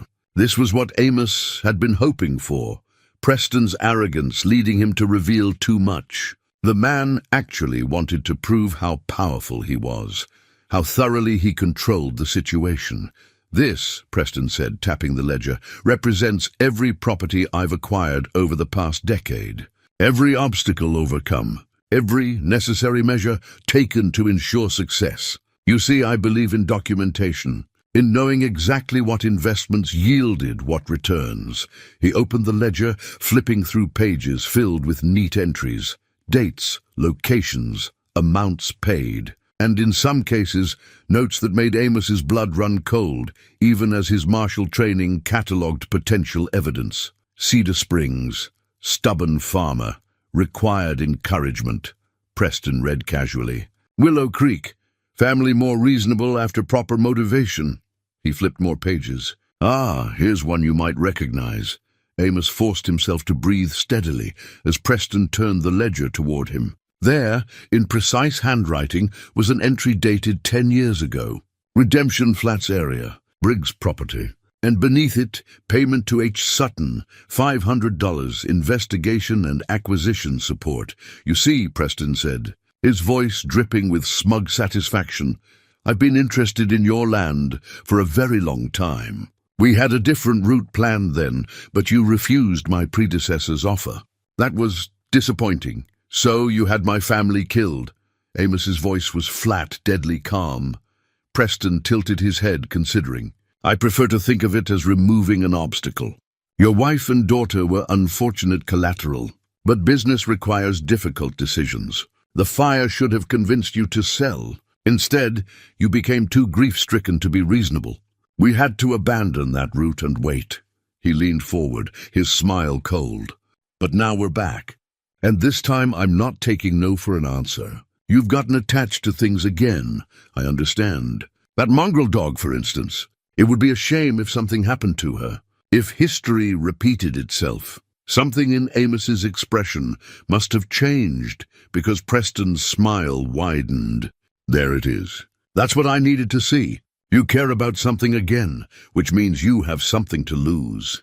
So here's my final offer, $5,000, and the dog lives. Refuse and I can't guarantee her safety.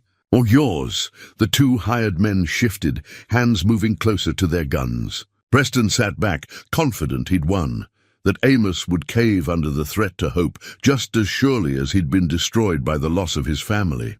Amos stood very still, feeling the weight of the marshal badge inside his vest, hearing Jesse outside the window, listening to every word, knowing Braddock was close enough to arrive within minutes, understanding that Preston had just confessed to murder, to arson, to conspiracy, all recorded in the ledger sitting on the table between them. He thought of Sarah, of Emily, of 10 years of grief that had been manufactured by this man's greed. He thought of Hope, innocent and trusting. He thought of the Jenkins family, and all the others Preston had terrorized, and Amos Briggs made his decision. He reached inside his vest and pulled out the marshal badge, setting it on the table beside Preston's ledger. "Garrett Preston," Amos said, his voice carrying the authority of 12 years, enforcing federal law. "You're under arrest for murder, arson, conspiracy, and about a dozen other charges I'm going to enjoy listing." Preston's confident smile froze. His eyes dropped to the badge, then shot back to Amos's face. "You're a United States Marshal, or was, officially. But I still know how to conduct an investigation, how to build a case, how to get arrogant men to confess their crimes because they can't resist bragging." Preston's face went pale, then red with rage. "You have nothing. This conversation means nothing without a witness." Amos gestured toward the window. "Deputy Martinez, you get all that?" "Every word," Jesse called from outside. Preston shot to his feet, hand reaching for the ledger. But Amos was faster, years of training and reflex taking over. His hand clamped down on Preston's wrist, while his other hand swept the ledger safely away. "Don't," Amos said quietly. Preston's 2 hired men moved, hands dropping to their guns. The first hired man drew fast, but Amos was already moving. Years might have passed since his martial days, but muscle memory ran deeper than time. He sidestepped, his hand catching the man's wrist and twisting with precise force. The gun clattered to the floor as the man yelped in pain. His arm bent at an angle that made resistance impossible. The second man had his weapon halfway out when the cabin door burst open and Jesse came through, his own gun drawn and steady. "I wouldn't," the young deputy said, his voice carrying surprising authority. "Drop it nice and slow." The man hesitated, calculating odds. Amos still held his partner in a control hold that would snap bone if he struggled. Jesse's aim never wavered. After a tense moment, the second man's gun joined the first on the floor. "Good choice," Amos said, releasing the first man but keeping himself positioned between both gunman and Preston. "Jesse, secure them." Jesse moved with efficient precision, collecting weapons and producing handcuffs from his belt. Within moments, both hired men were restrained and seated against the wall, looking significantly less confident than when they'd arrived. Preston, meanwhile, had backed toward the rear door of the cabin, his composure cracking. "You can't do this. I have connections. The territorial governor judges, people who will bury this investigation before it even begins." "Maybe," Amos said, moving to block the only exit Preston could reach. "But that ledger tells a different story.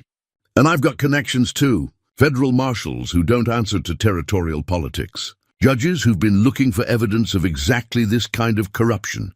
It's your word against mine," Preston snarled, fear finally showing through his arrogance. A washed-up cowboy playing lawman. "No one will believe," Sheriff Braddock's voice came from the back entrance. "They'll believe the sheriff who heard every word through the window. Move away from that door, Preston." Preston spun to find Braddock entering through the back, gun drawn, expression grimmer than Amos had ever seen it. The railroad man was trapped, surrounded, his hired muscle neutralized, and his confession witnessed by multiple law enforcement officers. But cornered animals are the most dangerous. Preston's hand shot to his vest, producing a small derringer that had been hidden there, the kind of weapon desperate men carried for last resort situations. He aimed it at Amos, his hand shaking but finger tightening on the trigger. "I'm not going down for this," Preston said, voice cracking. "I'm walking out of here and none of you are going to stop me." Time seemed to slow.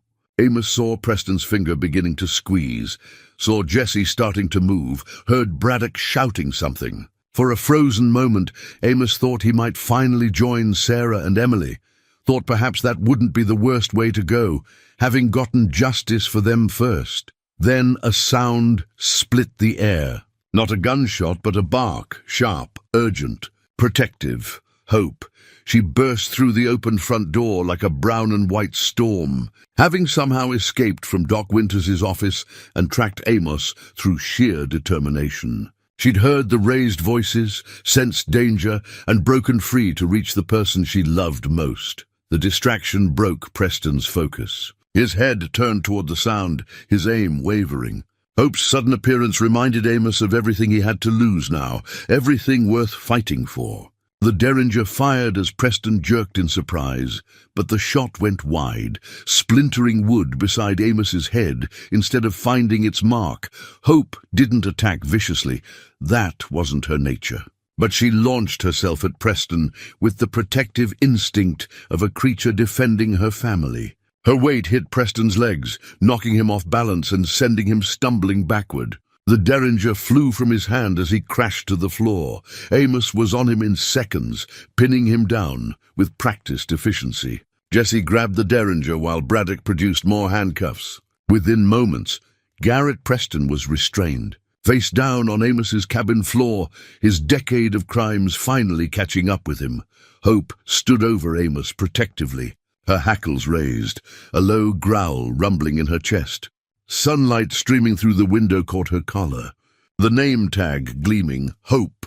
Amos looked up at her, this dog who'd broken free to save him, and felt emotion surge through him so powerfully he could barely breathe. Good girl, he managed, his voice thick. Such a good girl. She immediately relaxed, tail wagging, licking his face with enthusiastic relief. Doc Winters appeared in the doorway, out of breath and apologetic. She was completely determined, Doc panted. Couldn't hold her. I'm sorry, don't be, Amos said, standing and embracing Hope, feeling her solid warmth against him. She might have just saved my life. Preston was shouting now, struggling against his restraints, threatening lawsuits and political consequences and everything his panic-stricken mind could conjure. But his voice was drowned out by the sound of more horses arriving. Amos had sent telegrams to former colleagues days ago. 3 federal marshals rode up to the cabin, men Amos had worked with years before. They took one look at the scene. Preston restrained, the ledger sitting on the table. Jesse and Braddock present as witnesses, and smiled with grim satisfaction. Amos Briggs, the lead marshal said, dismounting and offering his hand. Been a long time. Got your message. Looks like you've done our job for us, just preserved the evidence, Amos replied, shaking hands firmly. The rest is yours. The marshals took custody of Preston, ignoring his threats and protests. The ledger was secured as evidence, along with statements from everyone present. Preston's hired men, faced with federal charges, turned cooperative quickly, confirming details about fires set at Preston's orders. Payments made to corrupt officials, the entire network of crime that had funded railway expansion. As Preston was loaded into a wagon for transport to federal custody, the town began to emerge. Word had spread that something was happening at Amos's cabin. People gathered at a distance, watching as the man who'd been pressuring them was finally brought to justice. Henderson approached first, followed by Maggie, then others. They'd been waiting, worried, hoping. When they saw Amos standing unharmed, Hope at his side, relief washed over faces that had become dear to him. It's over, Amos told them simply. Preston confessed. The marshals have him. There won't be any more fires. Maggie's hand found his arm, squeezing gently. Henderson clapped him on the shoulder.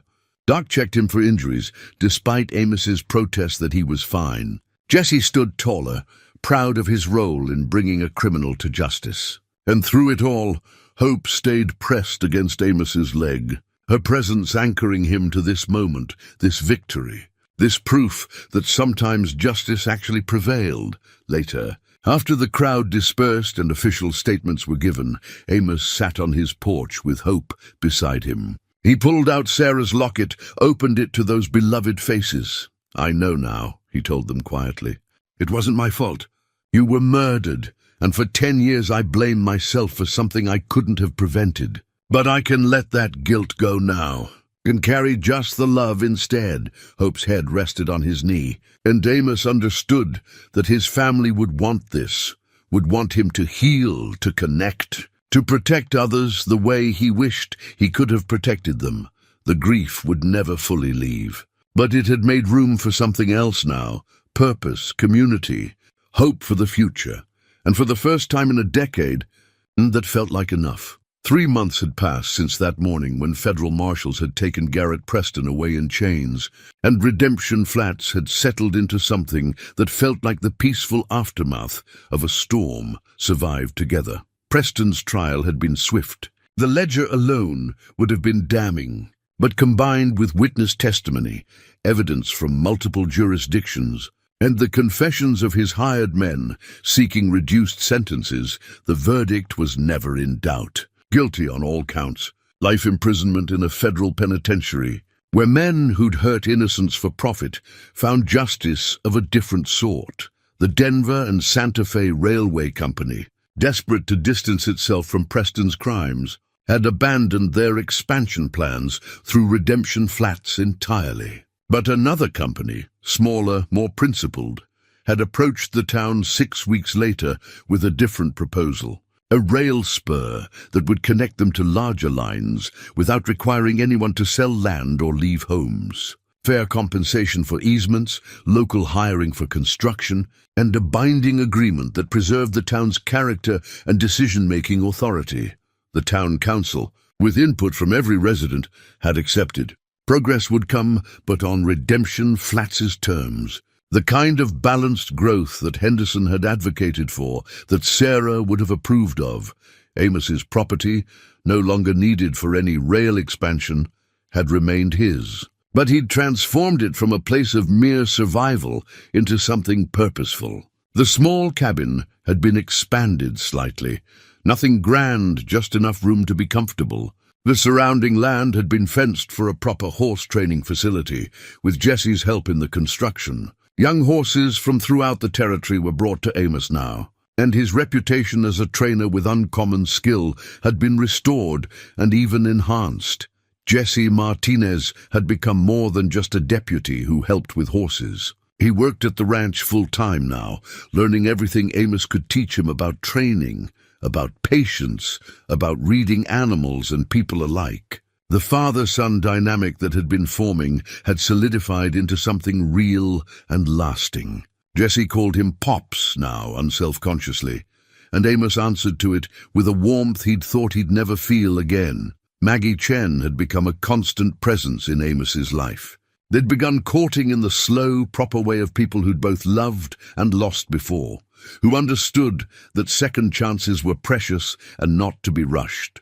She'd come for dinner twice a week, bringing food from the saloon and staying to help cook, to talk, to simply be present. They'd take evening walks with Hope trotting between them, conversation flowing easily about everything and nothing. It wasn't the passionate whirlwind of youth. It was something deeper, the steady comfort of two people who'd survived storms and found peace in each other's company. They hadn't discussed marriage yet, but the possibility hung in the air between them, comfortable and patient. Whatever they became to each other, it would happen in its own time.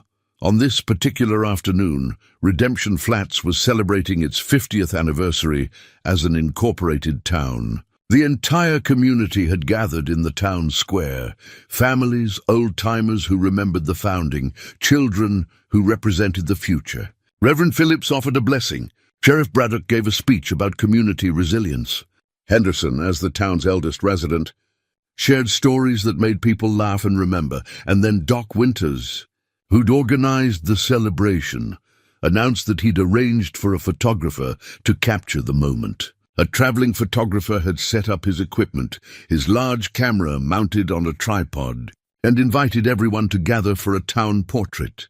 The crowd arranged itself with cheerful chaos, tall people in back, children in front, families clustering together. Amos found himself pulled to a spot near the center, Maggie taking her place beside him, her hand slipping naturally into his. Hope sat at their feet, perfectly behaved, her tail wagging slightly.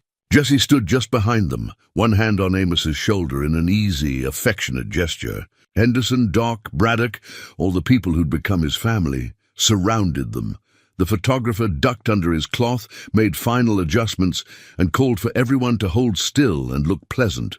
The moment stretched, 50 years of town history, and Amos Briggs somehow part of its fabric again, connected rather than isolated, needed rather than merely tolerated.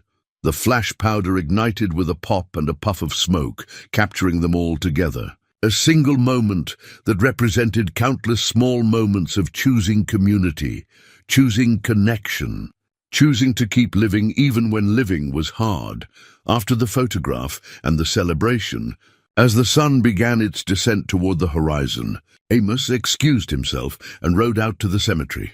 He'd made this trip regularly over the past months, but today felt particularly important. The graves of Sarah and Emily sat beneath their oak tree, now shaded by fuller leaves. Amos dismounted, Hope jumping down to explore while staying close. He stood before the headstones, hat in his hands, feeling the familiar ache of loss mixed now with something else, gratitude for what had been, and acceptance of what was. "We had our town celebration today," he told them, speaking aloud as had become his custom. 50 years of Redemption Flats standing strong. "I'm part of it again, really part of it. Thanks to Hope, thanks to good people, thanks to—" He paused. "Thanks to both of you never really leaving me, even when I thought I was alone." He knelt, placing fresh wildflowers on each grave. "Preston's in prison. Justice got served, finally. I wish it brought you back. But at least it means no other families will suffer what we did. That has to count for something." Hope came and sat beside him, leaning against his leg in that way she had of offering comfort without words. Amos's hand found her head, fingers scratching behind her ears. "Maggie's been wonderful," he continued, smiling slightly. "I think you'd like her, Sarah. She's got your strength, your kindness. We're taking it slow, but it feels right. Not replacing what we had, but honoring it by letting myself be happy again. I hope that's okay." The wind rustled through the oak's leaves, and Amos chose to hear approval in that sound. Sarah would want him to live fully, to love again, to find joy where he could. He knew that with the certainty that comes from truly knowing another person's heart. "I'll keep visiting," Amos promised, standing. "Keep telling you about what's happening, about Hope's antics, about Jesse's progress, about everything. You're part of my story, always. But I'm ready to keep writing new chapters now. Hope that makes you proud." He touched each headstone gently, then returned to his horse. Hope trotted beside him as they rode back toward town, toward home, toward the life he'd rebuilt from ashes and grief and unexpected grace. Evening found Amos on his porch. Hope sprawled contentedly at his feet. Maggie arrived with 2 cups of coffee, settling into the chair beside him without needing an invitation. They sat in comfortable silence, watching the sun paint the sky in those colors Sarah had loved, oranges and purples, and that particular shade of pink she'd called blessing light. "Good day," Maggie said eventually, her voice soft. "Very good day," Amos agreed. Hope stirred, yawned hugely, then settled back to sleep with a contented sigh. Her collar gleamed in the fading light, the name tag catching the last rays of sun. Amos reflected on the journey that had brought him here. From the broken ghost he'd been to the man he was now. From finding an unwanted puppy in a crate to building a life that felt whole again. From numbness to feeling, from isolation to community, from merely surviving to actually living. Sometimes the smallest acts of mercy, stopping for a wounded creature, choosing to care when it would be easier not to, could change everything. Sometimes the most unwanted souls were the ones who saved you. Hope had needed him, but he'd needed her just as much. She'd given him reason to wake up, to connect, to fight for something beyond his own grief. She'd been the bridge that brought him back to life. Maggie's hand found his in the growing darkness, her fingers intertwining with his. Amos squeezed gently, grateful beyond words for second chances, for community, for love that came in different forms but was no less real for being unexpected. The stars emerged one by one above them, the same stars that had watched over his darkest nights, now witnesses to his healing. Hope snored softly, peaceful and safe. Maggie sat warm and solid beside him. Somewhere in town, Jesse was probably finishing his evening patrol. Doc was closing his office. Henderson was settling his horses for the night. Braddock was making his rounds. All the small rituals of a community that had held space for Amos until he was ready to fill it again. Amos looked down at Hope, then across at Maggie, Then up at the stars, where he imagined Sarah and Emily watching over him still. "Thank you," he whispered, "to all of them, to the universe, to whatever force had sent him hope when he'd needed her most. Life had broken him. Hope had helped him heal. And in healing, he'd found not just survival, but purpose, connection, and the courage to love again." The night wrapped around them, gentle and warm. 3 figures on a porch, man, woman, dog, together in the quiet peace of a day well lived and a future full of possibility. Redemption, it turned out, came in many forms. Sometimes it wore fur and wagged its tail. Sometimes it arrived in the kindness of neighbors. Sometimes it meant choosing each morning to keep going, keep caring, keep hoping. And sometimes redemption meant understanding that the deepest wounds could heal without erasing the scars, that you could carry loss and love simultaneously, that moving forward didn't mean leaving behind. Hope stirred one last time, opening one eye to look at Amos. Her tail thumped twice against the porch boards. Then she settled back to sleep, content in the knowledge that she was home. She was safe, she was loved, and Amos Briggs, cowboy, widower, former marshal, dog owner, and twice blessed man, whispered into the peaceful night the truth he'd finally learned. "You saved me, girl. You saved us all."